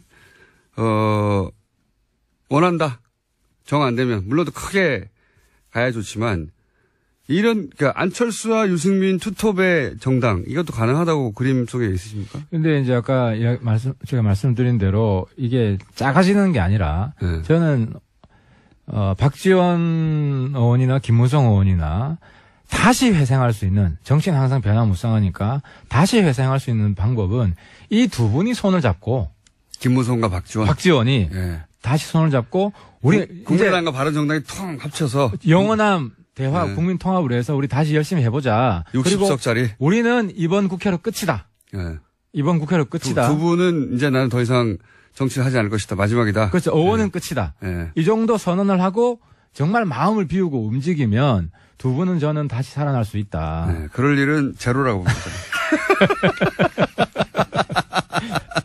전 두 분이 그런 판단을 할 수 있고 그래서 우리 당 일각에서도 박지원 대표에 대한 배척 그름이 있는데 저는 박지원 같은 분이 시어머니 역할을 하면 당의 미래를 위해서 마이너스보다는 플러스가 많다. 알겠습니다. 그런 경륜이 있는 분이 또 별로 없잖아요. 지금까지 이제 어떻게든 살아남으려고 하는 온갖 시나리오에 대한 이야기를 하태경 최고위원으로부터 살아남기에 모든 가능한 시나리오를 그리고 있는 하태경 최고위원의 이야기였고요. 다스는 누구 겁니까? 어제 누구야 그제 정도원 선배랑 네. TV에서 이야기를 했는데 정도원 선배 깔끔하게 정리를 하더만요. MB 건데. 본인은 자기 거 아니라고 할 거다. 불일 아니라고 할 거다. 왜냐 법적으로는 자기 거 아니잖아요 지금. 그렇죠. 그래서 근데 지금 자기 거 해야 될 이유도 없고 오히려 좀 문제가 되니까. 내 거 아니라고 선언하고 포기해버립니까? 그러니까 그렇지 지금 현재가 자기 거 아니니까 이 상태를 쭉 유지하면은 뭐 다스 문제는 뭐 어쨌든 그 문제를 가지고 MB를 큰 집에 넣기는 어렵지 않냐. 다른 거를 찾아야 되는 거지. 신선한 해석이 나왔습니다. MB가 맞는데 법적으로는 아니니까 그냥 이 상태로 쭉 가려고 할 것이고 그러면 집어넣기 어렵다. 라고 정두원 의원이 얘기했다는 거죠. 네. 정두원 의원이 그런 가능성이 있다고 했고 제가 볼 때도 MB가 굳이 이거 내 거야라고 지금 해서 찾으려고 할 이유가 없잖아요. 자기 거 아니라고 하겠죠 당연히. 계속해서. 그러니까 재산을 찾아주는 거죠. 재산을. 자, 웃고 있으나 마음이 허전한 바른정당의 하태경 최고위원이었습니다. 감사합니다. 예, 감사합니다. 친절한 AS 포탈 관련해서 이런 문자가 하나 있네요. 인터넷 매체에서 일할 때 포털과 계약 담당을 한 적이 있어서 포털 기사 제목 수정 관련해서 잘 알고 있습니다. 그 내용 중에 포털 사업자가 제목을 수정할 수 있는 조항이 있어요. 예. 포털은 자신들이 수정하지 않는다고 하지만 법규 위반 등등 한정적으로 적용한다고 하나 그런데 그걸 명시하지 않고 수정할 수 있다는 내용만 있기 때문에 포털 측이 민감한 내용이라고 스스로 판단하면 제목을 바꿀 수도 있다. 그런 권한이 포털한테 모든 콘텐츠 뉴스 제공업자하고 이렇게 똑같이 계약하는지는 모르겠으나 네. 이분이 경험했던 인터넷 매체에서의 계약 내용을 보면 제목 수정할 권한이 포털에 있다고 하네요. 네. 그런 제보가 하나 와 있고요. 그 외에 강남 06버스 마을버스 안에서는 항상 뉴스공장이 나옵니다. 범계역 3번 출구 붕어빵 사장님 항상 뉴스 공장을 크게 틀고 있습니다. 이런 내용과 앞으로 사진 찍을 때는 김치 하지 말고 다스 합시다. 웃기는 제안입니다. 세네갈로 왔네요. 세네갈로. 세네갈로는 칸 무문리 다스라고 한답니다. 저희가 한번 모아보겠습니다. 각국어로. 예, 그래서 시리즈로 한번 해야 되겠네요. 예. 그 외에 오늘 5살 막둥이와 요즘 이런 노래를 합니다. 다스는 누구 거예요? 하고 물으면 우리 막둥이가 명막이 있고 하면서 그리고 다스 채도도 같이 합니다. 사회경제연구소 회원이 늘었다 줄었다 하는 줄진 않습니다. 회원 가입이 늘었다 줄었다. 갈폴라인 사회경제연구소의 정태인 소장님 나오셨습니다. 안녕하십니까? 네, 안녕하세요. 지난주에 저희가 세계적인 경제학자들을 모아서 포럼을 했다는 사실을 알고 깜짝 놀랐는데. 그게 왜 놀랄 일이에요? 그러니까 말만 사회경제연구소가 아니라, 제법 사회경제연구소다. 그리고 또, 전국 북콘서트, 활동을 너무 심하게, 몹시 활동적으로 하고 계신 거 아닙니까? 갑자기. 네, 자영업자가 살려면 별짓을 다 하는데. 네. 이번에 여름에 책을 2권 번역을 해서, 그거를 이제, 북콘서트 할 예정입니다. 칼 플라니의 딸 이름이 뭐라고요? 캐리 플라니 레빗. 네. 캐리 플라니도 아버지만큼 유명합니까? 아버지만큼은 아니지만 발전 경제학자로서 굉장히 유명한, 특히 이제 아메리카 쪽에서 굉장히 유명한 학자인데 유명하군요. 거대한 전환에서 거대한 금융화로라는 책을 썼고 제가 내용이 뭡니까 그게? 그러니까 칼 플라니의 핵심 사상은 자유방임 자본주의라고 하는 건 정부가 만든 거다라는 거거든요. 시장이라는 게 자연스러운 게 아니라는 거고 그게 19세기 말 20세기 초에 그런 짓을 했기 때문에 나치즘도 나오고 위기를 맞았다는데 그 똑같은 일을 지금 21세기에도 일어나고 있다. 이른바 신자유주의가 또 시장 만능인데 그게 자연스러운 일이 아니라 정부가 그렇게 만든 거다라는 거죠. 자유화하고 뭐 사유화하고 이런 것들이 전부 정부가 이게 만든 거라는 거고 그게 이제 다시 현재 위기를 낳고 있다. 고전적인 자유주의라는 게 시장이 알아서 한다는 건데 시장이 알아서 하는 게 아니라 그것조차 사실은 정부가 만들어낸 국가가 다 만들어낸 것이고 네. 그래서 자유주의가 아니다 그게 신자유주의도 마찬가지고 네. 그래서 대안이 뭡니까? 이 양반의 주장은. 이 대안에 관한 게 또 한 권의 책이에요. 그래요? 예.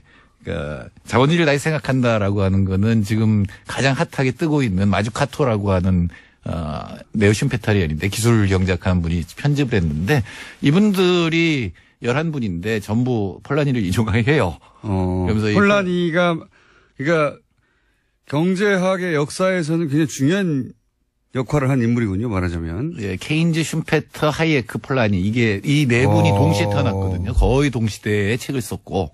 근데 이제 폴라니가 상대적으로 이제 경제 정책 면에서는 뒤져 있었는데 왜냐면 구체적인 정책을 안 했기 때문에.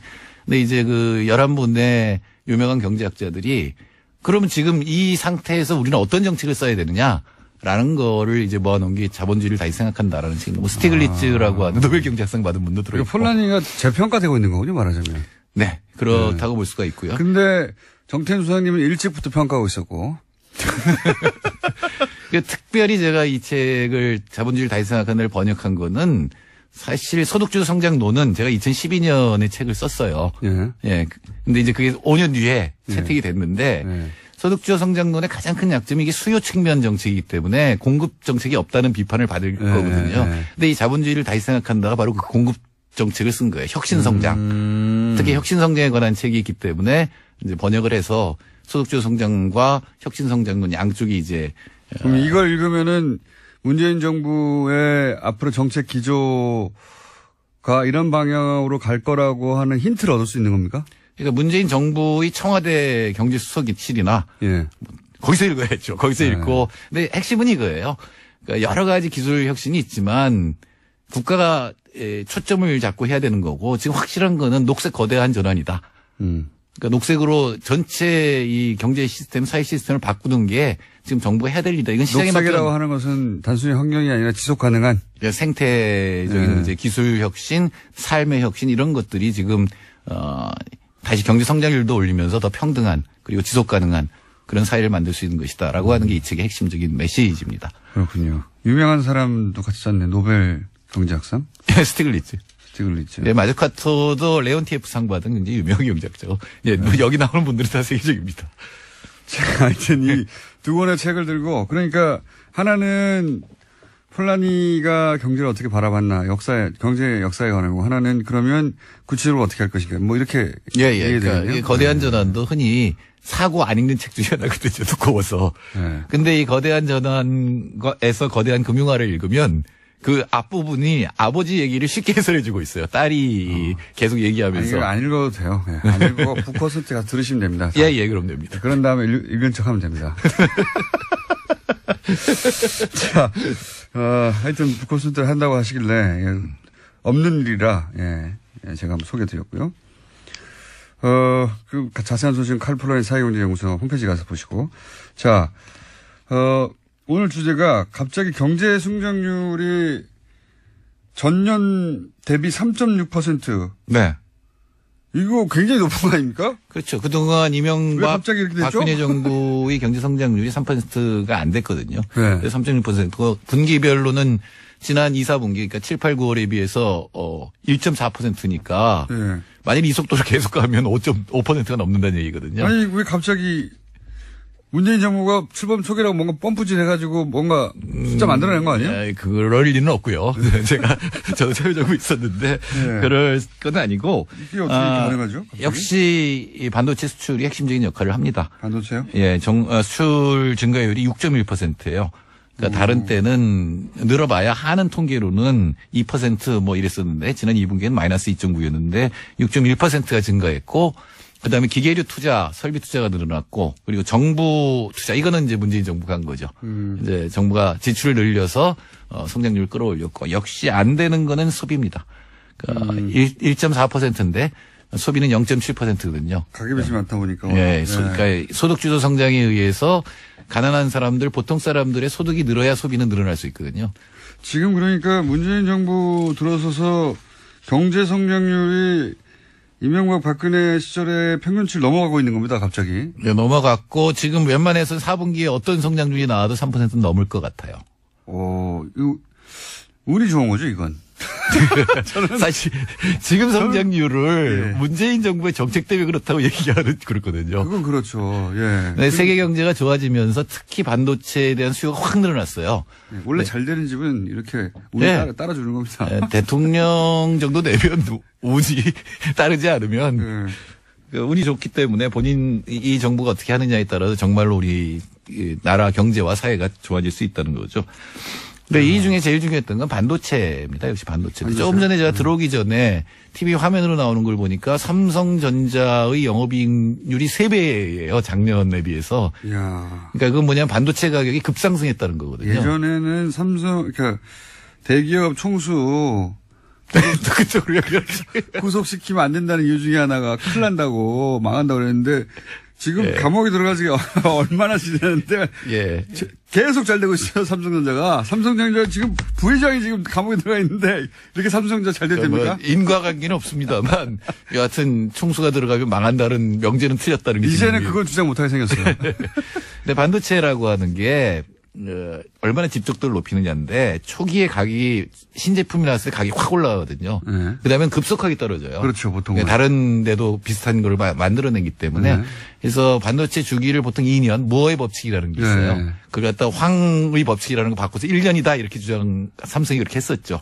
대체로 1년 6개월에서 2년 사이 반도체 주기가 오는데 초기 1년 동안은 가격이 확 올라가고 그걸 맨 처음에 하는 데는 엄청 돈을 버는 건데 그게 삼성하고 하이닉스예요. 네. 현재로서는 D램 메모리 반도체에서는 세계 네. 1, 2위입니다. 근데 이제 이게 지금 1년 가까이 됐거든요. 네. 그러니까 이제는 이 반도체 경기라고 하는 건 서서히 줄어들 것이다. 이렇게 봐야 되기 때문에 이게 계속 유지될 것이다. 이렇게 그건 아니고. 볼 수는 없다는 거죠. 그렇다고 하더라도 문재인 정부 입장에서는 무척 반갑겠네요. 그럼요. 이 자체 수치가 결국은 나중에 가면 수치로 그 한 해 혹은 뭐 그 시기에 성과를 표시할 수밖에 그러니까 가장 없는데. 다행인 것은 모든 정부가 이 성장률이 안 나오면 네. 재벌한테 매달리거나 건설 경기를 일으키려고 그렇죠. 해요. 숫자가 안 나오니까. 짧게 이 성장률을 올릴 수 있는 거. 근데 어느 정도 이게 여유가 있으니까 지금 가계부채 대책 같은 것들이 사실은 경기에는 나쁜 영향을 미치거든요. 그거를 확실하게 밀고 나갈 수 있는 그러니까 개혁의 조건이 이루어졌다 이렇게 볼 수 있겠죠. 그러니까 수치가 어느 정도 나와주다 보니까 그렇게 생각할 수 있군요. 그러니까 수치가 이 정도 나와주니까 정부 정책을 자신 있게 추진할 수 있는 배경이 된다 이게. 그렇죠. 숫자가. 네. 건설 경기 이렇게 필요 없고요. 또 하나 또 운이 좋은 건 사드도 풀릴 것 같아요. 그런 조짐이 있죠? 예. 그러니까 이게 사드가 앞으로 우리 경제 성장의 발목을 잡을 거였는데 시진핑 정부가 좀 있으면 이제 나오겠지만 이렇게 한국을 몰아붙여서 이 전체 동아시아 구도에 좋을 게 없다 쪽으로 잡은 것 같다는 느낌이 지금 외신 쪽에서도 나오고 있습니다. 시진핑 주석은 아니죠. 시진핑이 자신의 정치적 입지를 굳히면서 풀릴 것 같다. 오늘 여기까지 하겠습니다. 정찬수 의원님이었습니다. 네, 감사합니다. 안녕. 법부 내에 진보적인 성향의 그 판사들이 연구회를 한다라고 생각해서 이걸 해체해버리려고 한 정황이 나온 거죠. 예, 근데 네. 거기에서 이제 월간조선 같은 보수 매체를 이용했다 이런 거고요. 네, 또 심지어 뉴라이트 전국연합이나 반국가교육 척결 국민연합과 같은 단체를 활용해서요. 신문 광고나 기자회견 1인 시위도 했었습니다. 여기에도 국정원의 공작이 있었다라는 겁니다. 보수단체, 그러니까 기본적으로 이런 식이었던 것 같아요. 이제 계속해서 밝혀지고 있지만, 댓글로 인터넷을 공략해서 여론을 만드는 작업을 하고, 그리고 길거리에서는 어버이연합 같은 곳에서 이제 기본적으로 깡패 역할, 길거리 깡패 아닙니까? 실제로.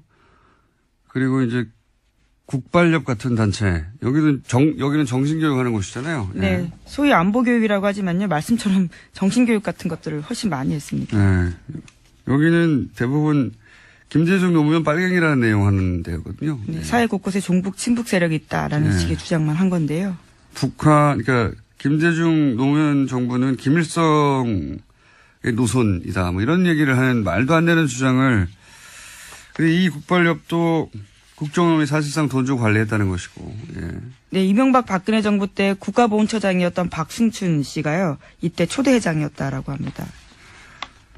전방위로 할 수 있는 모든 일을 다 했어요. 예, 모든 일을 다 해서 이전에 김대중 노무현 정부는 빨갱이였고, 예, 그리고 그런 주장을 퍼뜨리는데 인터넷뿐만 아니라 오프라인 단체들, 협회들 다 만들어서 국정원에 해왔다라는 것이 지금 밝혀져 가는 중입니다. 네. 다음 뉴스는 뭡니까? 네, 또 계속해서 박근혜 정부의 국가정보원 관련된 소식도 있는데요. 매년 10억 원씩 모두 40억 원 이상의 특수활동비를 청와대에 정기적으로 상납했다라는 진술을 검찰이 확보했다고 오늘 아침에 매일경제에서 보도했습니다. 이거는 새로운 종류의 특종이에요. 저도 처음 제가 국정원 관련해서 참 아직 보도되지 않은 많은 것들을 과거로부터 들어왔는데, 예. 이거는 처음 듣는 겁니다. 이게 그러니까 국정원이 청와대에다가 돈을 상납했다는 거 아닙니까? 네, 돈을. 심지어 이현수 전 국가정보원 기획조정실장의 진술입니다. 그러니까 국정원의 예산과 인사를 총괄하는 사람의 이야기입니다. 그렇게 맞겠죠, 당연히. 예. 이현수 전 기획조정실장은 제가 알기로는 박근혜 정부 내내 기획조정실장이었어요. 예. 여기서 그러니까 국정원 돈은 흔적을 찾을 수가 없단 말이죠. 특활비라고 해버리면. 근데 이제 여기서 진술이 나와서 처음으로 밝혀지는 건데 이 돈이 어떻게 써있을까? 예. 이 돈을 예를 들어서 꼬리표가 없는 돈이니까 첫 번째 생각할 수 있는 건 개인 착복이 있을 수 있고요. 두 번째 생각할 수 있는 건 선거 때 지원금이라든가, 예. 꼬리표가 안 남는 돈. 왜냐하면 청와대 특활비가 따로 있는데, 그리고 보수단체 활동 지원비는 기업단한테 뜯어냈잖아요. 그렇죠. 이제까지 네. 밝혀진 바로는요. 근데 가장 꼬리표가 안 남는 돈이 국정원 활동비인데, 이 돈을 따로 40억이나 땡겨왔다는 거는 특별히 쓸 때가 있었다는 얘기겠죠? 예. 네, 우선 건넨 사람은 특정했습니다. 안봉근 제2부속 비서관과 이재만 총무비서관에게 건넸다라는 건데요. 두 사람한테 다시 물어보면 또 어디로 갔는지가 나올 것 같습니다. 자기들이 먹었다고 하기도 그렇고, 예. 안봉근 이재만 소위 이제 문고리 3인방 중에 2인방은 사실은 매우 아무것도 아닌 혐의, 국정조사 때 불렀는데 안 왔다. 이거 그렇죠. 가지고 재판받고 있거든요. 아주 경미한 혐의입니다. 이건 뭐 벌금형도 나올까 말까인데 제대로 된 건이 하나 걸렸네요. 예. 특활비를 40억을 받아가지고 두 사람이 직접 받았다. 이 특활비를 어디다 썼느냐. 이건 굉장히 새로운 뉴스입니다. 네, 준 사람이 한 진술입니다. 그러니까요. 액수도 특정됐고 받은 사람도 특정됐네요. 그러면 이 특활비는 기본적으로 남재준, 이병기 전 국정원장 다 걸리겠네요. 그때 기관대 건넸다고 하니까. 예, 아무래도 전직 국정원장들과 안봉근, 이재만 전 비서관들을 모두 검찰 조사해야 할 것으로 보입니다. 남재준 원장도 이번에 피하기 어렵겠습니다. 남재준 원장 같은 경우에 지난 대선에도 출마했잖아요. 예. 그런데 남재준 원장까지 만약에 구속되면 이명박 국정원장에 이어서 박근혜 초대 국정원장도 구속되는 건데 피하기가 어려울 것 같아요. 예, 제가 보기엔. 남재준 원장 같은 경우에는 그 소위 세트장 압수수색 공작, 예, 압수수색을 댓글 공작 관련해서 하려고 했더니 세트장을 만들어가지고 네, 가짜 검찰 수사를 방해했었죠. 예, 가짜 세트장을 만들어서 거기다 가짜 서류를 채워놓고 여기 압수수색하게 한 그 당시의 국정원장이거든요. 예, 그것도 피해가기 어렵고 예, 이 국정원을 청와대 상납했다 이게 참 상상하기 힘든 일인데 예, 그런 일이 실제 있었다고 하네요. 남재준 원장은 또 제가 보기에는 이렇게 걸리기 시작하면 유성 씨, 서울시 네, 그렇죠. 간첩 조작 사건 이때도 국정원장이었거든요. 예, 그렇습니다. 예, 이때 국정원이 유성 씨를 간첩으로 몰기 위해서 중국과 북한의 출입 기록을 조작했다가 중국 측이 그 기록 조작이라고 하는 바람에 들켰잖아요. 그때 당시도 간첩 만들어내는 사건이죠, 완전히. 네, 완전 조작한 사건입니다. 예. 심지어 외교적으로 아주 큰 망신을 당한 사건인데요. 아주 완전한 조작으로 간첩 하나를 만들어내는 사건인데 이때도 국정원장이었기 때문에 사실 저는 남재준 원장은 이 사건에 관련해서 법적 책임을 져야 한다고 생각해요. 직접적으로. 이게 가장 악질적인 공작이란 말이죠. 당시 이제 댓글 2013년 소위 이제 대선 직후에 댓글 때문에 이제 위기에 받았던 국정원이 사실은 물타기로 만들어낸 사건이거든요. 창조해낸 사건이에요. 완전히. 그래서 중국에서는 출입국 기록을 비롯해서 중국의 이제 사실관계를 우리 사법당국이나 당국이 이제 사실 의뢰? 이런 걸 하면 답이 없대요, 이때까지는. 그럴 거라고 믿고 아마 예. 사실 조회를 했던 것 같습니다. 여태까지는 답이 없었기 때문에 중국의 출입국 기록을 조작해도 이번에도 그냥 넘어갈 수 있을 거라고 생각해서 했겠죠. 근데 중국이 하필이면 유호성 씨가 화교라서 답변을 한 것 같아요. 그 가짜라고. 그러면서 들킨 건데 만약에 그렇게 들키지 않았다면 1,000원이죠, 1,000원. 들키지 않았다면 유호성 씨는 아마 평생에 감옥에 갔을 거고 가족들은 파탄이 났겠죠. 인생 전체를 파괴하는 공작이기 때문에. 예, 그 당시에 심지어 그래서 새누리당이요. 오히려 중국 영사관에 대해서 종북 북한과 연관되어 있다는 식의 주장까지 했었습니다. 윤상현 의원 같은 분들도 그런 이야기 했었고요. 예, 결국은 중국이 우리 국정원이 한 공작을 다 폭로하게 만들었더니 중국 당국도 종북이라고 주장을 했던. 근데 이제 결국 다 밝혀졌죠. 자신들이 조작을 했던 것이. 네, 조작했던 국정원 직원들 같은 경우 일부가 아주 경미하게 처벌을 받기도 했었습니다. 그리고 그 조작을 시킨 당사자 블랙 요원 같은 경우에는 뭡니까? 자살 기도를 한 적이 있습니다. 번개탄 자살 기도를 한 다음에 단기 기억 상실이 걸렸다고. 딱 그 부분만 기억이 나지 않는다라고 증언을 했습니다. 거부하고 했었죠. 코미디 같은 일이었는데 당시에 국정원장이었습니다. 근데 청와대는 돈을 상납했다. 참 상상을 초월한 일들이 벌어졌었어요. 박근혜 정부 때. 자, 다음 뉴스는요. 네, 또 국정과 관련된 소식이 하나 더 있는데요. 댓글 사건 수사 때 가짜 사무실 꾸렸다라는 국정원 직원들이 있습니다. 이와 관련해서 검찰의 참고인 조사를 받던 국정원 소속 변호사 기욱 씨가 숨진 채 발견됐습니다. 자신의 승용차에서 숨져 있었는데요. 번개탄을 피운 흔적이 남아 있었지만 유서는 발견되지 않았습니다. 국정원 관련 사건은 터지면 이렇게 꼭 한 사람씩, 일반 국민들이 이게 또 이명박 박근혜 시절에 등장한 표현인데 자살을 한 게 아니라 당한 게 아닌가 하는 의심을 가질 수밖에 없는 사건이 또 발생했네요. 네, 23일에 검찰 조사 받았고요. 또 30일에도 검찰의 보완 조사 받을 예정이었는데 나오지 않고 숨진 채 발견된 겁니다. 국정원 직원이 자기 생명을 그다지 소중하게 여기지 않는 성향이 있는 사람들만 되는 게 아니야. 다 똑같은 사람이에요. 예. 이 사건의 실체도 밝혀지지 않겠죠. 또 자살로 그냥 마무리될 것 같긴 합니다만. 꼭 국정원은 이런 큰 사건에서 쿠도에 몰리면 한 사람씩 자살하는 일이 벌어집니다. 자, 다음 뉴스는요. 네, 어제 과학기술정보통신부 국정감사에서 네이버 창업자인 이혜진 씨가 증인으로 나왔습니다. 네이버의 부당 편집과 광고 시장에서의 독과점 문제 등을 추궁당했는데요. 뉴스 공정성과 관련된 질의가 집중됐지만 이 창업자 같은 경우에는 글로벌 투자에만 담당하고 있어서 현안을 파악하지 못한다라고 답변을 피해갔습니다. 요 사안은 저희가 잠시 후에 민원연과 함께 짚어볼 예정인데 핵심은 뉴스 서비스는 포기하지 않겠다는 것 같고요. 예.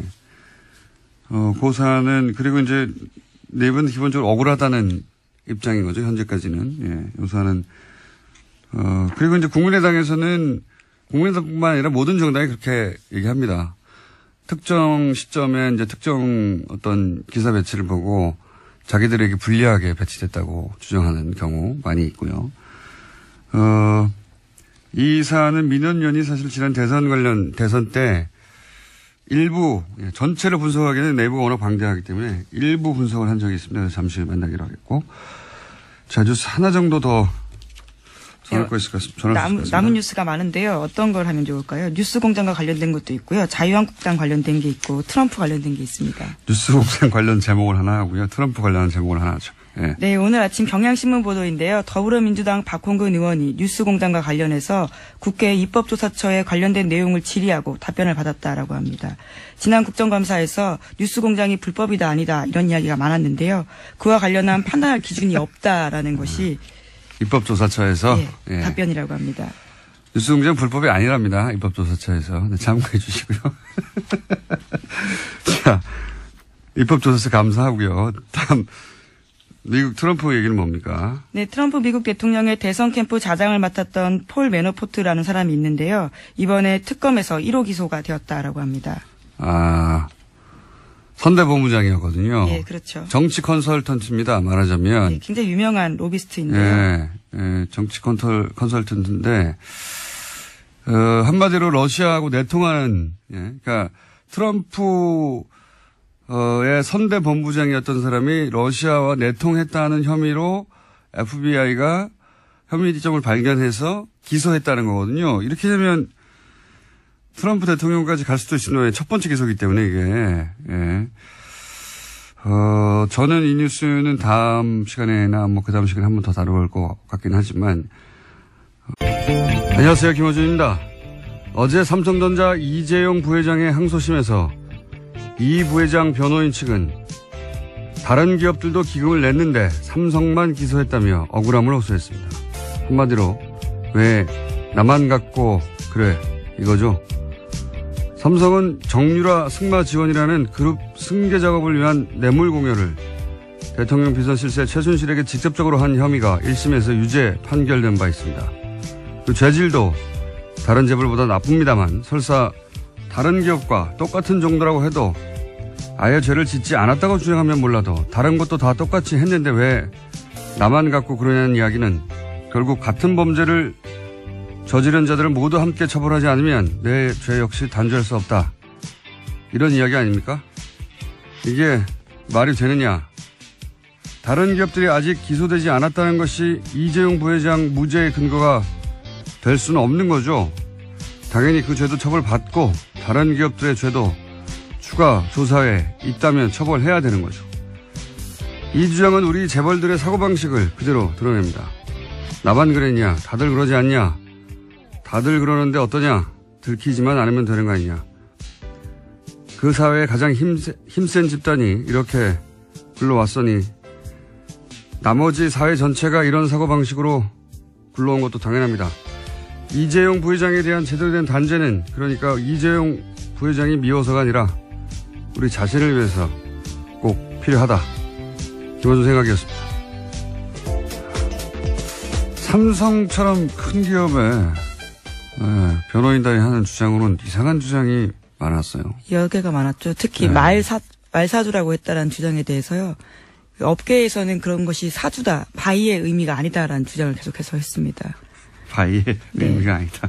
심지어 국어사전까지 들고 나오면서요. 네. 궤변을 늘어났는데 사실 설득되기가 쉽지 않았습니다. 그러니까 사주라는 의미가 아니라는 거잖아요. 예, 이용하라라는 뜻에서 네. 업계에서는 그렇게 보통 쓰고 있다라는 주장을 했었습니다. 말을 사주라는 의미는 정말로 사서 주라는 의미가 아니라 이용하라는 의미였다고 주장했어요.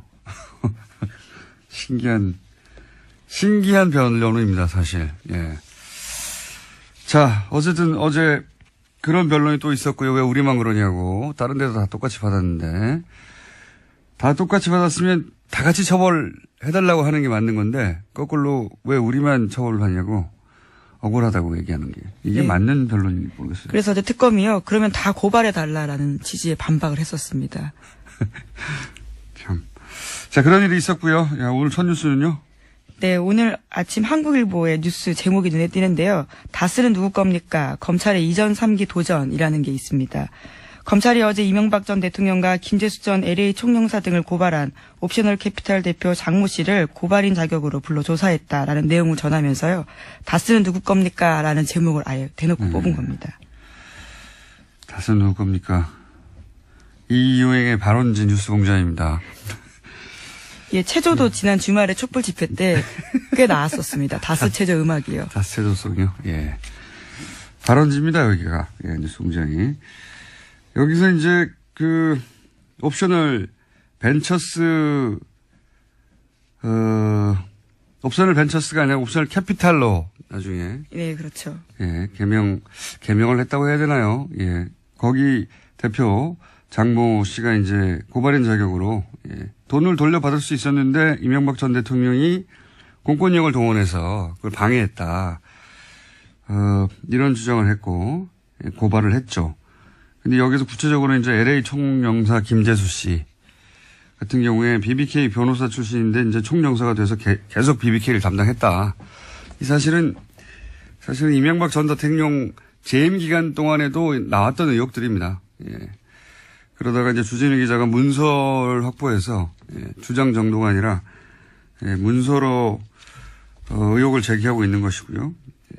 검찰은 이제 이미 2번이나 했잖아요. 특검도 했고, 예, 그 전에 또 앞선 다른 수사가 예, 있었습니다. 2007년에 대선 기간 동안도 수사를 했고, 네, 그래서 이미 2번 했기 때문에 이전 3기라고 하는 건데요.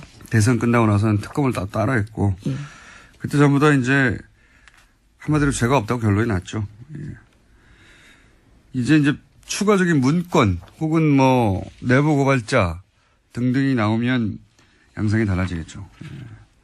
어쨌든 다스는 누구 겁니까라는 질문이 이제 피해갈 수가 없게 됐다. 이명박 전 대통령 측에서는 아직 아무런 답변이 없죠. 예. 답변을 못하겠죠, 쉽사리. 뭐라고 답변을 하면 그 답변을 반박하는 아마 자료나 증언이 튀어나올 거기 때문에. 예, 검찰에 직접 가서 이제 소명해야 될 상황이 올 수도 있는데요. 검찰 같은 경우에는 어제 고발건에 관련해서 범죄 혐의 여부를 조사하는 과정에서 필요하다면 다스의 실소유주를 파악할 수 있다라고 밝혔습니다. 이번에는 실소유주가 나올 거라고 저는 뭐 개인적으로 예측합니다만. 자, 다스 얘기가 그래서 국감장에서도 나오고 여기저기서 많은 언론들이 다루고 있습니다. 네. 2달 전에는 아무도 안 다뤘는데 이제는 모두가 다루고 있습니다. 다음 뉴스는요? 네, 또 국정원 관련된 뉴스인데요. 국정원 개혁발전위원회가 어제 관련된 내용을 발표했습니다. 국정원 심리전단이 원세훈 전 원장 지시에 따라서 우리법 연구회 해체 촉구 심리전을 벌였다라는 건데요. 2009년 8월 정도에 자유주의 진보연합이라고 하는 관변단체와 함께 우리법 연구회 회원 명단과 활동 내용을 월간조선에 넘겼다라고 합니다. 다스 얘기 한 가지만 더 얘기하고 가면 JTBC에서도 연일 비자금 보도를 하고 있어요. 예. 17명 계좌가 대략 합쳐서 120억 정도가 넘어갔다고, 다스로. 이것이 이제 특검이 발견했다고 했던 100억대 비자금이 아니냐, 이런 추정을 하고 있는데, 주진우 기자는 이게 다른 비자금이다라고 이제 주장하고 있고요. 근데 이제 이게 다른 비자금이냐 아니냐, 중요한 게 아니라, 비자금이 있었고 그게 구체적으로 밝혀지기 시작했다. 예. 네, 그렇죠. 어제 정무위에서야 관련된 내용들이 실제로 확인이 됐다라고 JTBC가 보도했습니다. 그러니까요. 이 문건은 주진우 기자가 확보했던 문건인데 내부자로부터 그 문건에 적혀 있던 금액이 실제 다스의 원장 회사의 계정 원장에 적혀 있더라. 돈이 실제 들어갔다는 얘기죠. 예. 네, 그렇죠. 입금 날짜, 금액, 개설은행 모두 비교해 봤더니 다 일치한다라는 겁니다. 예. 그래서 이제 비자금, 이 비자금이 특검이 발견했던 비자금이 아니냐는 사실은 두 번째 문제인 것 같아요. 그게 아니면 또 다른 비자금이 나왔으니까 더 좋은 거고요. 네, 실소유주 의혹을 다시 한번 제기할 예. 수 있는 거죠. 만약에 같은 거면 특검이 발견했다는 비자금의 계좌 목록을 보도한 것이 되는 거고요. 예, 어느 쪽이든 사실은 비자금에 대해서 구체적으로 밝혀지기 시작했다. 이런 뉴스로 보시면 될 것 같고요. 방금 얘기한 우리법 연구회, 예, 국정원 심리전단이 우리법 연구회를 해체하려고 했다는 거 아닙니까? 예, 심지어 특정 내용들을 월간 조사에 넘겼다라는 것까지 함께 나왔습니다. 국정원이 보수 매체를 활용했다. 뭐 이런 얘기고. 근데 국정원에게는 삼권 분립 이런 거 없어요. 예, 이런 거 없고. 해킹까지 했던 조직이기 때문에요. 예.